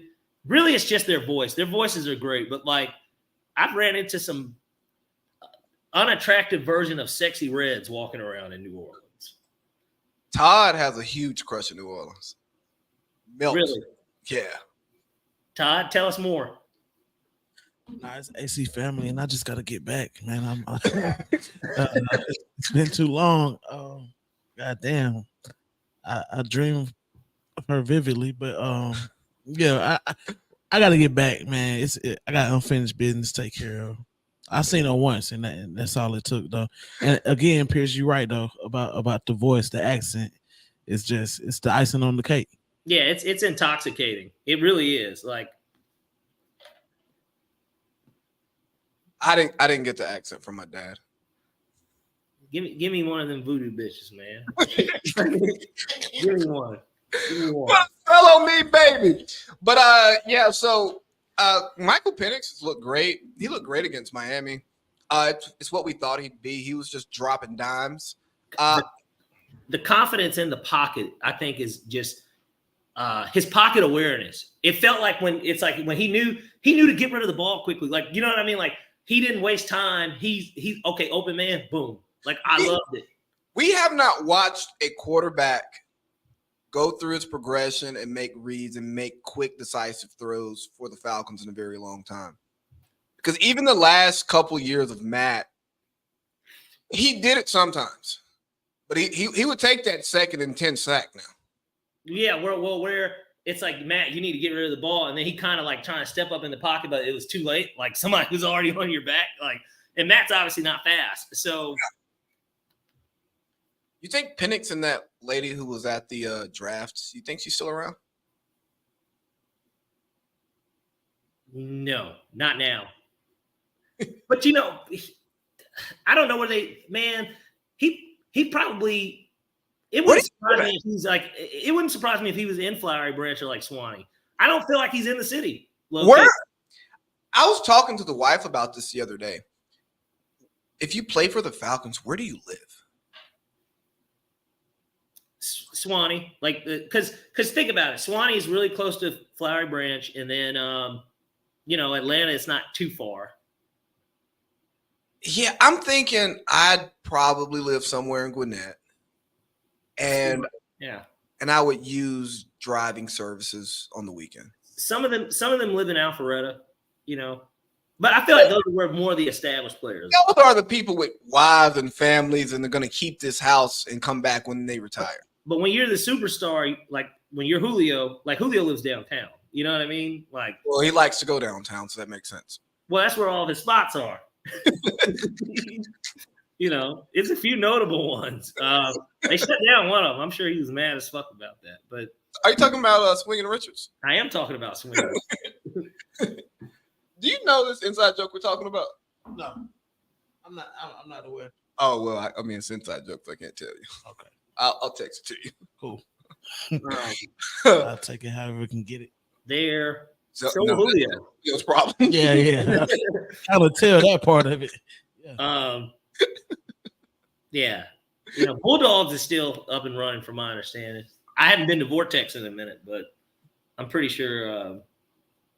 What is there any other NFL stuff you want to hit? These injuries, the injury bug, it's been here early. Hell, for us too.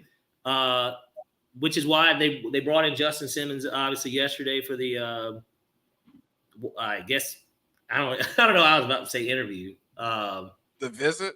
Yeah, the visit.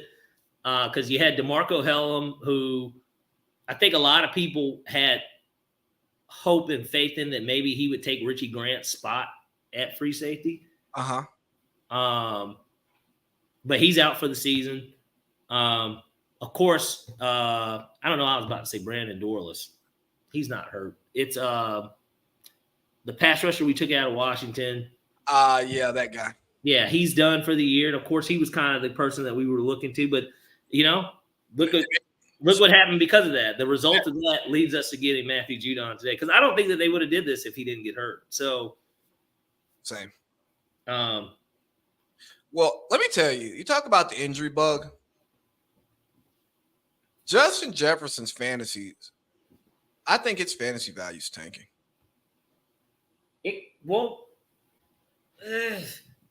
It depends on what you really think of him. I mean, look at it this way. D. Hopkins had shit quarterbacks and untalented teams around him, and he still put up his numbers. So, but the thought is now, yes, everybody's going to be double teaming Justin Jefferson, and there's going to be no, option outside of him. But are you drafting 3? No, probably not. But like, if you can be like 10th, 11th, or 12th, and he falls, I still take him. Yeah. So what's your even if it's to fleece somebody in a trade in week 2, like after he comes out and has the 8 catches 101 no touchdown game in week 1 with Sam Darnold, you like flip him the very next week for somebody. So what's your fantasy draft strategy this year? I'm curious. I think the listeners need to know. You know, and I bet you'd love to hear that. I always have kind of the same strategy for the most part. You know, I'm huge on building my team. Quarterback is always one of the least concerning things for me, but it always is, my Achilles heel too every year. Because if I don't hit on my quarterback late, I'm the person that's scrambling around making trades to get a quarterback, because I will stack up. Like last year, you guys saw it. I had Derrick Henry, Jonathan Taylor, and I had 3 bell cow ones at running back. Then that was my flex and everything. Like, and you wouldn't trade one to me. We finished with the same fucking record. I mean, there was no reason for me. How can I make a trade with somebody that literally I'm fighting with for that last spot? Like, I can't do that. Like, because the show would have been represented in the playoffs. Well, you blew a game that you had no business blowing, but so did I. Like, that's why we didn't make it. We blew games we shouldn't have lost. I lost the game to fucking Gambles, and I lost the game to Josh. You lost to basically, based on how it played out, the worst team in the league. I lost to the nigga who got to wear a cheerleading outfit. I took a devastating blow because I was hot and was going to get in. But out of my last 4 games, I lost to Nico and Boink. And like, Boink was decent last year.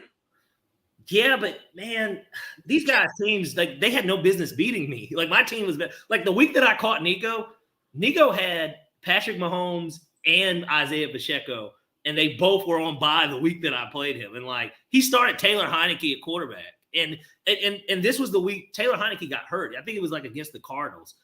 Taylor Heineke got hurt in the game. I'm like, oh, ball game. And somebody for him, you know, it was probably that goddamn Tyler Lockett. Tyler Lockett probably had like a 36-point game. And it was just like, of all the fucking weeks, this is the week that you show up. Like, I looked out 1 year. It was like 2 years ago. Tyler Lockett in the flex. Pierce is kicking my ass. It was a Sunday night game or a 4:00 game? it was a Monday night game. Monday night game. This nigga goes for like 36. It was just crazy. But you know, and it's so funny because Tyler Lockett stays relevant because he will literally have 3 of those games in a year. Yes, and that'll be a season. One game he will have 8 catches, 193 yards, and 3 touchdowns. And then the other game the other 2 games that he has that are big, he'll have like 2 touchdowns and 100 yards. And you're just like, you know, where was this? Where's the Tyler Lockett from last week where he had 2 catches for 12 yards? Where's that guy? Where's the 3 catches for 41 yards guy at? Where is he?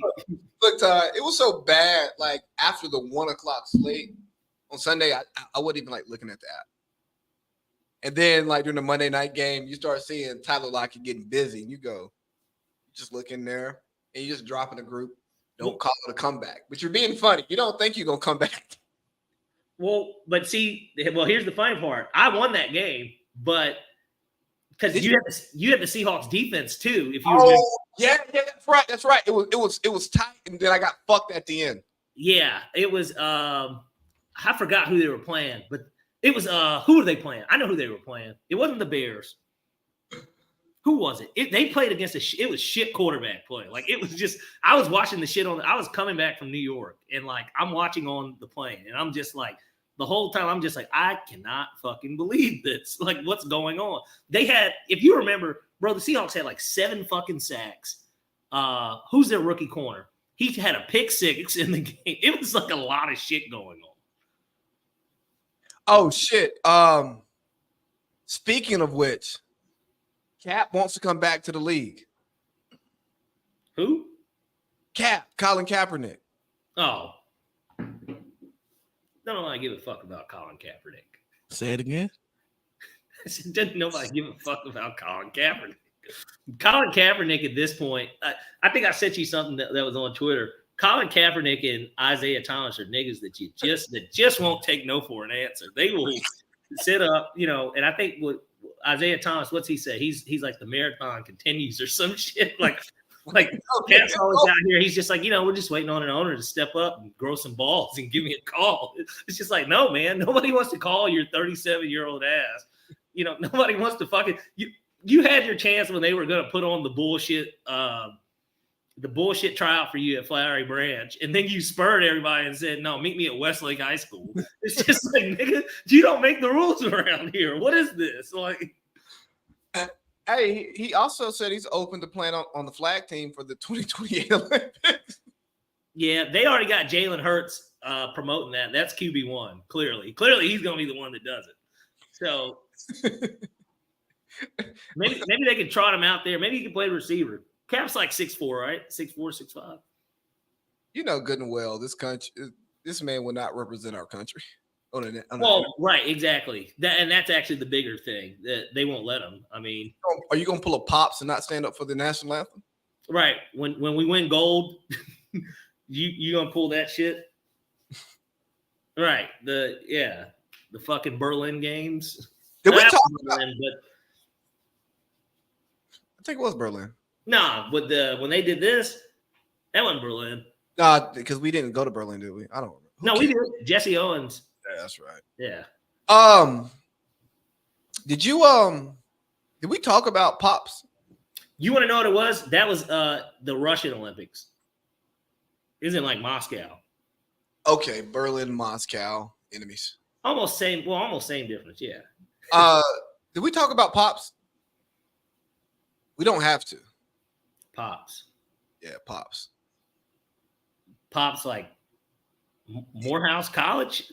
No, no, come on, man. Don't. Well, that's what I'm trying to see. What do you mean, Pops? Brittany Griner. She said I'm Pops.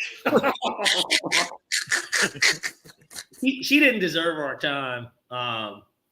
But yeah, what are you talking about when she was crying during the national anthem being played when they? Oh no, I didn't pay attention to that. Brittany Griner may be one of my least favorite athletes walking. It's not even her fault. It's the shade room.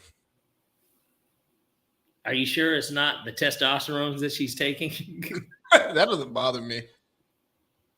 Like if Paige started taking the testosterone, then I would have a problem. I'm still holding on to hope. She's a certified dyke. You can't say that. Yeah, I can. I can fucking say it. And here's the thing: there's no way that anyone thinks that that's offensive. She's attractive. She is, but nobody can think that that's offensive. LeBron called referees zebras like they were niggas. And you know, LeBron. Nigga called referees zebras and made that shit sound like a slur. Oh, zebra ass nigga. Yeah. He's like, this zebra said that I didn't get fouled. It's like a picture of LeBron's arm with a cut on it. He's like, yeah, okay. LeBron is the funniest nigga on, like, he's the funniest nigga in the league, and he doesn't even know it. That's what makes it so crazy. He is, because he does some stuff that's like he tries to be funny and it's just no shit funny. Yeah. He does shit that's super corny that we laugh at. And then also, I know, like with me, Boink, and EB, we just create these moments of like LeBron activities and how Savannah's acting in response to him. Yeah. I mean, and the internet does it too. And that's like another funny element of LeBron, because LeBron gets put in so many situations that I don't actually think his wife is insecure or jealous about. She understands that like he is who he is. But that shit is like so funny. Yeah, like, LeBron, but because I know you're on Twitter, right? You need to find a Twitter account. Yeah. I'm not really on it. I just have one. I've got. Well, here's the thing, and I had it too for like a minute, but honestly, Twitter is turning back into my favorite social media platform because of Elon Musk. Like everybody shit on Elon Musk for what he was doing with Twitter or X and changing all the rules, and it's racist now. It's hate speech, bro. When Twitter was jumping, you could just say whatever the fuck you wanted, and that's how he's just bringing Freaknik back to Atlanta. And there's nothing wrong with that. Just delete that shit over time, because. Oh yeah, but this is definitely the biggest receipt puller of like all. Oh yeah, I mean Todd in college, he made his kid cry on Twitter. Why you keep bringing up old shit? What did you say, Todd? I kept calling him the little nigga, but within all of that, I was talking really bad to him. I thought you dropped the F-bomb or something. Oh no, he wasn't even like that. Nah, it was just me, Todd, and that nigga whose name we don't say. I don't care about my ops. we were cyberbullying. We didn't know that was a thing back then, though. He could have easily just closed the goddamn computer. Turn off the fucking computer. This is my point. There's no such thing as cyberbullying. Yeah, I don't believe in cyberbullying. I believe that you can be bullied online, because you can be bullied anywhere, but I don't think that's something that like you have to succumb to. I think that people who say, well, I want to be able to get on the computer, they're just entitled. It's like, okay, if you want to get on Twitter, you got to deal with people talking shit. It comes with it, because obviously you don't have to put a name on it. Like, you know what I mean? Like, yes, there are people that have their official names and stuff on Twitter, but in reality, a majority of the fatherless thought that comes from Twitter is from accounts that don't have people's actual names on them. No, because it's people like Kevin Durant having fun, getting their shit off for real. You mean on his burners, or you mean his actual? Now he's dipping on his actual, but yeah, at this point it don't matter, and I love it. I hate the people who say that he should be above it. Like, what you don't understand is Kevin Durant is at the top of his industry. goddamn, And he's single and he doesn't have kids. So when you're living like that, you can just do whatever the fuck you want. Oh, you left a comment instead of send a private message. yeah. There we go. Bet. All right. So Let's see what else we got going on here. The Jets are still a shitstorm. Hassan Reddick, who they traded for, hasn't signed yet. So you How do you trade for somebody knowing that they want a contract and that that's what this is, and like then you just are like, no, we're not even. you practically traded Hassan Reddick for Bryce Huff, and you're gonna get bad draft compensation for it because if he doesn't play, they get like a 7th rounder. My thought is, why not just pay him or do something to where even if you don't want the long-term stuff, why not just like give him this gross number to where he gets like kind of like how they got how the Giants got Saquon to play, right? Saquon got like an extra $3 million or something guaranteed. And look, and then Bark left. Yeah. I mean, just front load him for the year and give him some heavy incentives and have some shit that where you can shake out of it if you want to, but if not, you got him locked up. The Jets are a shit show. I hate it for Aaron Rodgers because I'm an Aaron Rodgers like believer, disciple, all of that shit. And I know we're going to get to this when we do the NFL preview show. I have such an interesting feeling about them. They're not Super Bowl. I know that was your pick last year to win it. I've been wrong on this show before. No, there's nothing wrong. Look, the season was over 4 plays into the year. I mean, so there's nothing you can do about that, right? Like, no. I mean, who am I? Now, if you were somebody that laid the paper down in Vegas on it, you're really pissed about that. No, I wouldn't do that. I talk about gambling, but I don't gamble. Let's hit a little college football. Let's. I don't have anything on college football. Well, they released the AP Top 25. Georgia, of course, is back on the mountaintop to start the year. And I think we all have the expectation here. There's a good chance because of just how fucking we might lose 2 games. Horrific the SEC. Like, the SEC is murder's row. And don't we sleep got quite a few road games that are going to be tough. Texas. I think that they're going to win the Texas game. Honestly, I think it's going to be like Ole Miss, like that they like trip. Like it'll be like a game like that. Lane scares me. Well, on the road, especially, that's just been a place that Georgia they don't perform well. I mean, we start off with that boy. Yeah, but come on, we know that that's a home game for us. We're going to cover. Yeah, they're going to cover the 13.5. I'm not really worried about that game. It's games like Ole Miss, and then there's theoretically you could play Alabama in the SEC championship game again. Yeah, we got Bama. We got Bama and Tuscaloosa too. Yeah, I mean, Kalen DeBoer is going to have a good team.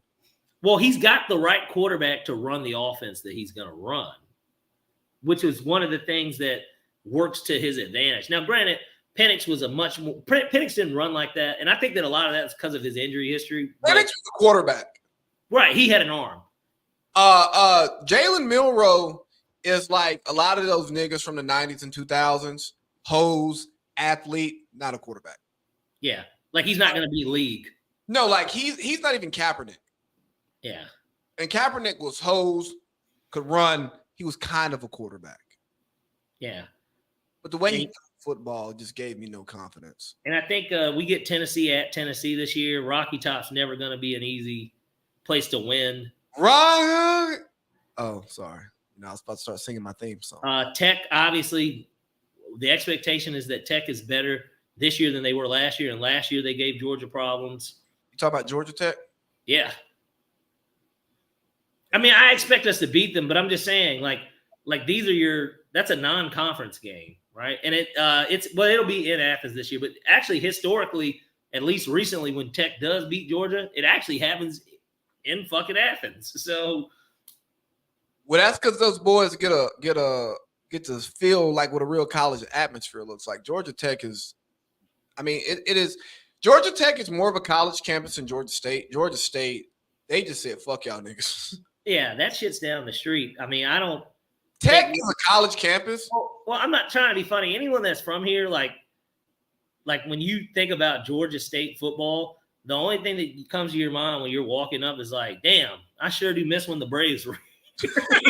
That's the first thing that a motherfucker thinks. Like, I don't think of, man, that's where Georgia State plays. And that's where RG3 is going to be calling the MEAC versus SWAC game.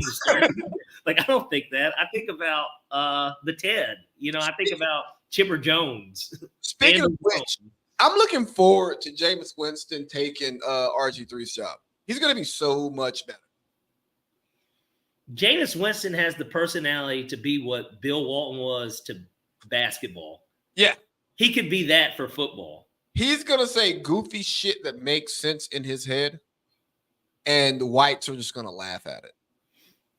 Well, and all you got to do is, as long as you don't pair him with Sean McDonough, just don't pair him with him. Pair him with, I don't know, fucking somebody else. Don't pair him with him. Do you think we get him in a studio show? Imagine him debating with Stephen Smith of ESPN.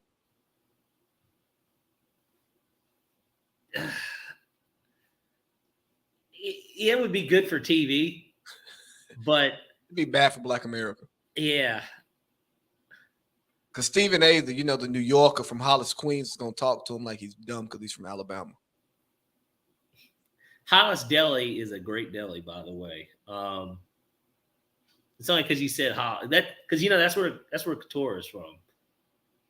Oh, she's from Queens? Yeah. I've been to the Hollis Deli and gotten many of chopped cheeses. Not Aki style, though.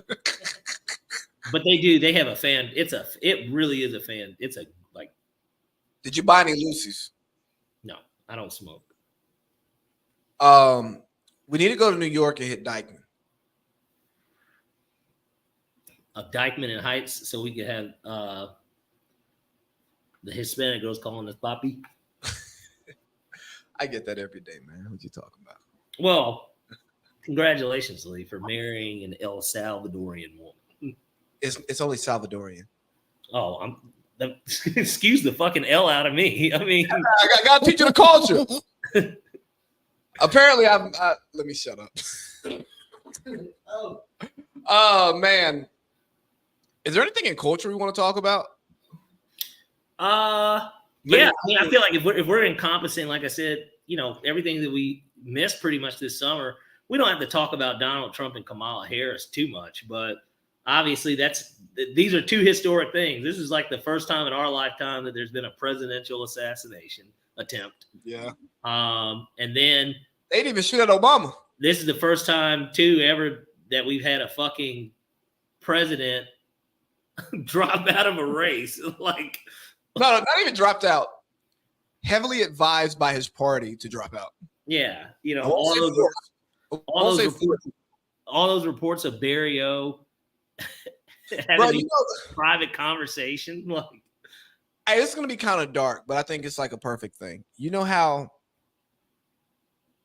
some girls have told us stories about not wanting to have sex with somebody, but they had sex with that person? Yes. And they consented, but like in their mind, they didn't want to consent, but they consented. So they'll say like, I was not raped, but I had sex that I did not want to have. Yeah. That's Joe Biden dropping out of the race. Really? He wasn't forced to do it, but he felt that he needed to make a decision that he didn't want to make. Well, we'll never get a brand deal if I keep doing shit like this. Well, here's the thing with Joe too, though.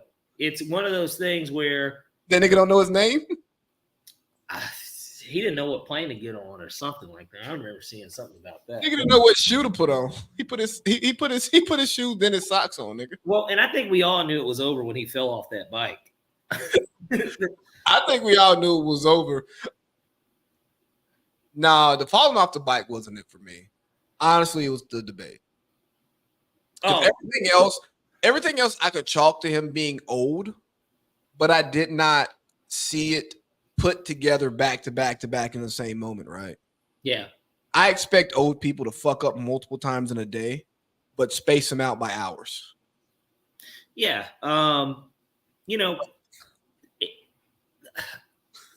figured coming into that debate, it's not,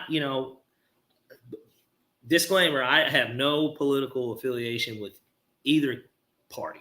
Same here. This podcast is an independent podcast having conversations and not promoting political agendas. Correct. But my thought was just in general, he was going to get smoked in the debate, like well before all that even ended up happening. It just the stage was set for him to kind of lose. I thought he was going to get smoked. I just thought Trump was going to be more entertaining, and Joe was just going to be kind of like he was 4 years ago, not knowing what the hell to say. Right. Yeah, we were watching we were watching a corpse propped up there on the stage. I mean, we were watching Death at a Funeral. Yeah. And so Oh man, I wish you could see this shit. This nigga just came in here. That's another bullshit Mike Epps movie, isn't it? I don't know. But Thank Big you. B got on this Lakers Kobe shirt. He got on a 10 Kobe in the 10 jersey, and it just made me think of Jason Tatum all over again, donning that bullshit, thinking he could support Kobe's legacy. I've got a fly in here that I really want to kill. You should kill it with both hands so it gets like all over your hands and you're just like super dirty. You like mad dirty B. Nah, I can't do that, Slime. Speaking of slime, Yo, that nigga Woody is funny. You want to talk about YSL Woody with us? He's scary. ass nigga. yeah, YSL Woody. It's so crazy. He's been the star of this whole trial. He got immunity. So that nigga just let the clip ride. Well, I just like the fact he really does. It's crazy because for people that aren't from here, it's like when you see that nigga talk, it's just like, damn, this is just some Atlanta nigga, bro, that they really got up on stage right now. Like, Yeah, bro. Like he just this is the nigga that if you went to school at APS, like, there's the niggas that like dropped out of school. Hold on. Who went to school in APS that you know? And what are they doing? It can't be good. Well, because Grady's Grady don't count. I was about to say is Grady considered it even APS? I guess it Grady, is. Grady is APS, but Grady doesn't count. Or was it Northside High School now or some bullshit? Yeah, they changed the name. It's Midtown High School. In Midtown, yeah. Yeah. Grady doesn't count. Okay. I'm trying to think. It's some Morehouse dudes that went to like Banneker? Washington. No, I know somebody that went to Washington. Killer Mike went to Doug. Doug was right down the street from where I used to live. Well, the townhouse. Well, you should have went there. No. Well, when I say lived, I mean when I was in No, they gotta be a funny. Yeah. Nah, you should have went to like what, Redan? Who? Where were you in District 4? Redan? Stevenson. Oh, that's right. I'm drunk. Yeah. I mean, Redan was right there too. God, you did go to Stevenson for Yeah, my parents' house is on Stevenson Road. Like, Then you just got too good and you went and got your education from the white man. Do you care about black people? hey, best decision my parents ever made was taking me out of Stevenson High School. No, y'all should have invested into the black community and We did. You invested in me as a black child to come back, because I ended up coming back to the black community, right? I mean, I went to an all-black HBCU that's not really an HBCU. We're not. I guess I didn't go to an HBCU, but Yeah, TK Kirkland, has he seen a day of college?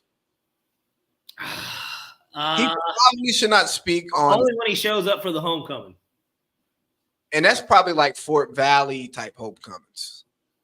Oh, Benny. Oh, Benny State, yeah, like the HBCUs that like you don't really brag about going to. Virginia State University. The ones that are public and not B1. nigga Fisk. Fisk is all right. It was all right back in the day. Yeah, I mean, I don't know about now, but back in the day, they was all right. Well, you know, back in the day, it was socially acceptable. No, it's one that's on the tip of my tongue that literally I just can't get out, and I'm about to find it. Claflin University, nigga, like there. Stillman College. Right. I think Stillman give niggas scholarships just so they can have enrollment. They do. nigga, Coppin State. That's what's wrong with black people today. You over here shitting on black I'm institutions. not shitting, man. Shout outs to everybody that went to an HBCU, man. I ain't gonna say that. Some of them schools stole your money, nigga. You should have just fucking went and got a trade. Gave the niggas all that money to get a college degree, and now you back at the factory back home, nigga. You talking about the guys that went to Talladega College? Those guys. Only time we go to Talladega for Earnhardt. You know. Stop it, bro. You're acting like a Morehouse nigga. I've told you about this. No. Nah, you just think you're better than everybody else. No, man. No, how about this? Morehouse puts it out there that everybody is better than them. That's what they do. I don't do that promotion. Morehouse promotes it. That's how they fucking promote it. I don't promote it. They promote it that way. I mean, they do got the only nigga with a national With the fucking national holiday. Yeah. It's Oh, by the way, in the nation's capital where there's nothing but president monuments, then there's a monument of that. that nigga. And Spellman would have said number one. Fuck them ratings. You know, yeah. How do we get that? Nah, but YSL Woody, he pretty much done went in there and lied. He done went in there and said I was lying. I was blaming shit on Thug that he didn't do because I know y'all couldn't prove it was Thug. I think it's brilliant. It is. It throws everything off, and the thought is this. I mean, the fucking trial's been going on and on and on, bro, because they just can't find the hardcore evidence to make that shit stick on him. Who is paying the jurors rent and mortgage? Because them niggas ain't getting paid by their jobs. Yeah, they pretty much at this point are state employees. I mean, They're more like the prison state employees though, because they're not like their per diem does not suffice for their lifestyle.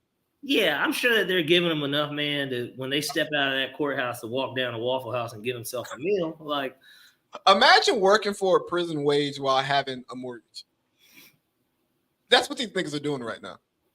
they're probably giving them a little bit more than that, though, I sure hope so. for something like this, because this is a high pro. They said that this was the longest. This has been the longest trial in Georgia State history. But somehow Fannie Willis got reelected. That's the problem. The Fulton County DA office sucks. But Fannie's off this case now too, right? But she got reelected after the Trump shit. Well, wasn't that the trade? That was the trade. Like Fannie gets her fanny fucking out of that trial and moves on in life, and you know, who cares if she fucked that guy that was getting paid to do that was getting paid the whole time? Apparently he gets paid more than the United States Attorney General. Yeah, who cares if he, you know, Gets paid more by the state and tricks off on the woman who pays him. yeah, who cares? It's not money laundering. Yeah. He chose to trick off on me. Like, well, she knows what a RICO is, and that's not what that is. You know? Yo, Fannie Willis is corrupt, but she has a fat ass, so nobody cares. Funny enough, you saw too the conversation between Elon Musk and Donald Trump. He actually called Kamala. He called her beautiful. Like he admitted, he basically said she was a very attractive woman, which was kind of weird to hear from him. Do you think Kamala's beautiful? I would smash Kamala. Yeah, I think she's attractive for sure. I think she looks better than Michelle Obama. I think 100%. I think black women. That's nothing against Michelle, but like, no, it's not. But I do think that like black women just falling in love with what the Obama family is, like really, really try to like make Michelle be like a 10. And yeah, they oversell the hell out of it. Look, she's great. We get it. Yeah, like she's like given like the size of her ass and like her career progression, like she looks good enough to wife. You know what I'm saying? Like she's not ugly, but like she's average. Yeah, she's average. That's the truth. I mean, but then when she goes, "Yeah, I went to Princeton. I got my law degree from Harvard." You go, "Okay, let's go get lunch." And this is where somebody in TSR's comments, you know, says, "Nigga, you below average." It's just like nigga, what pot you got to piss in? I mean, if we're being real, like if Michelle worked at the Dollar General, bro, you're not trying to bag her out of the Dollar General, man. Nah. I mean, like if you hit her, you hit her, but like you're not like, I want her. Yeah, And that's I no mean, shots, like no shots, like not at all. I don't if, need if her and Kamala are bartending at Opium, I'm going to Kamala.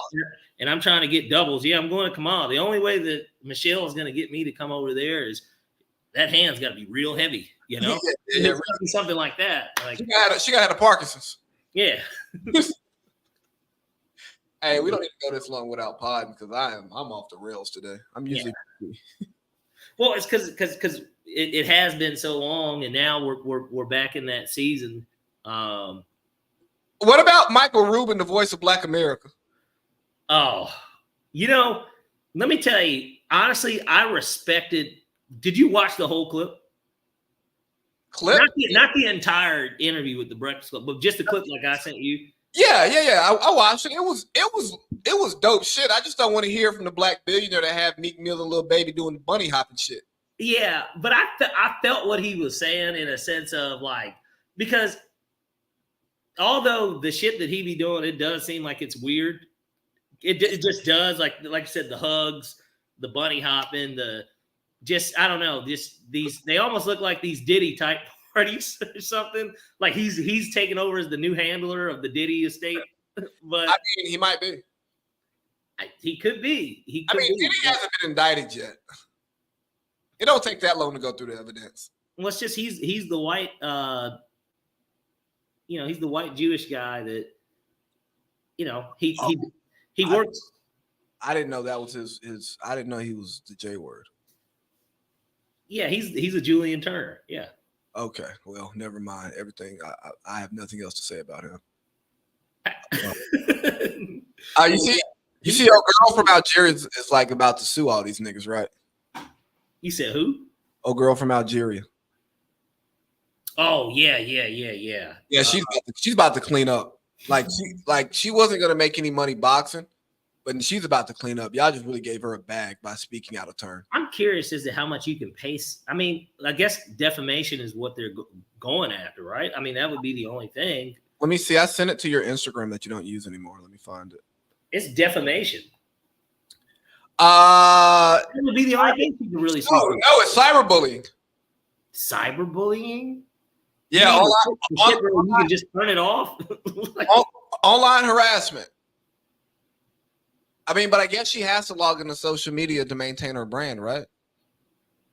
I know the all-encompassing, welcoming community of Algeria is definitely letting their Olympians get their shit off. Yeah, but typically, and I guess because she's Algerian, like think she got OnlyFans? Well, the thought would be that she wouldn't be running her social media page. But then again, it's like, oh, my bad, she's an Olympian. Like nobody cares. So like, of course, she's running her own page. Like, who you think win in a fight? Mon Khalifa or Pops? Give me Pops. Yeah, give me that big old nigga. Yeah, Pops too much. That is a nigga. So, I think she identifies as a man now. Yeah. How you doing? I'm so sad. Yeah, so we're about to actually wrap it up. Is there anything else important? Ice Cube was going at it with FIBA. I don't know if you saw that. I did not know that. He wanted the big three champions to play against the team that won the 3-on-3 for the Olympics.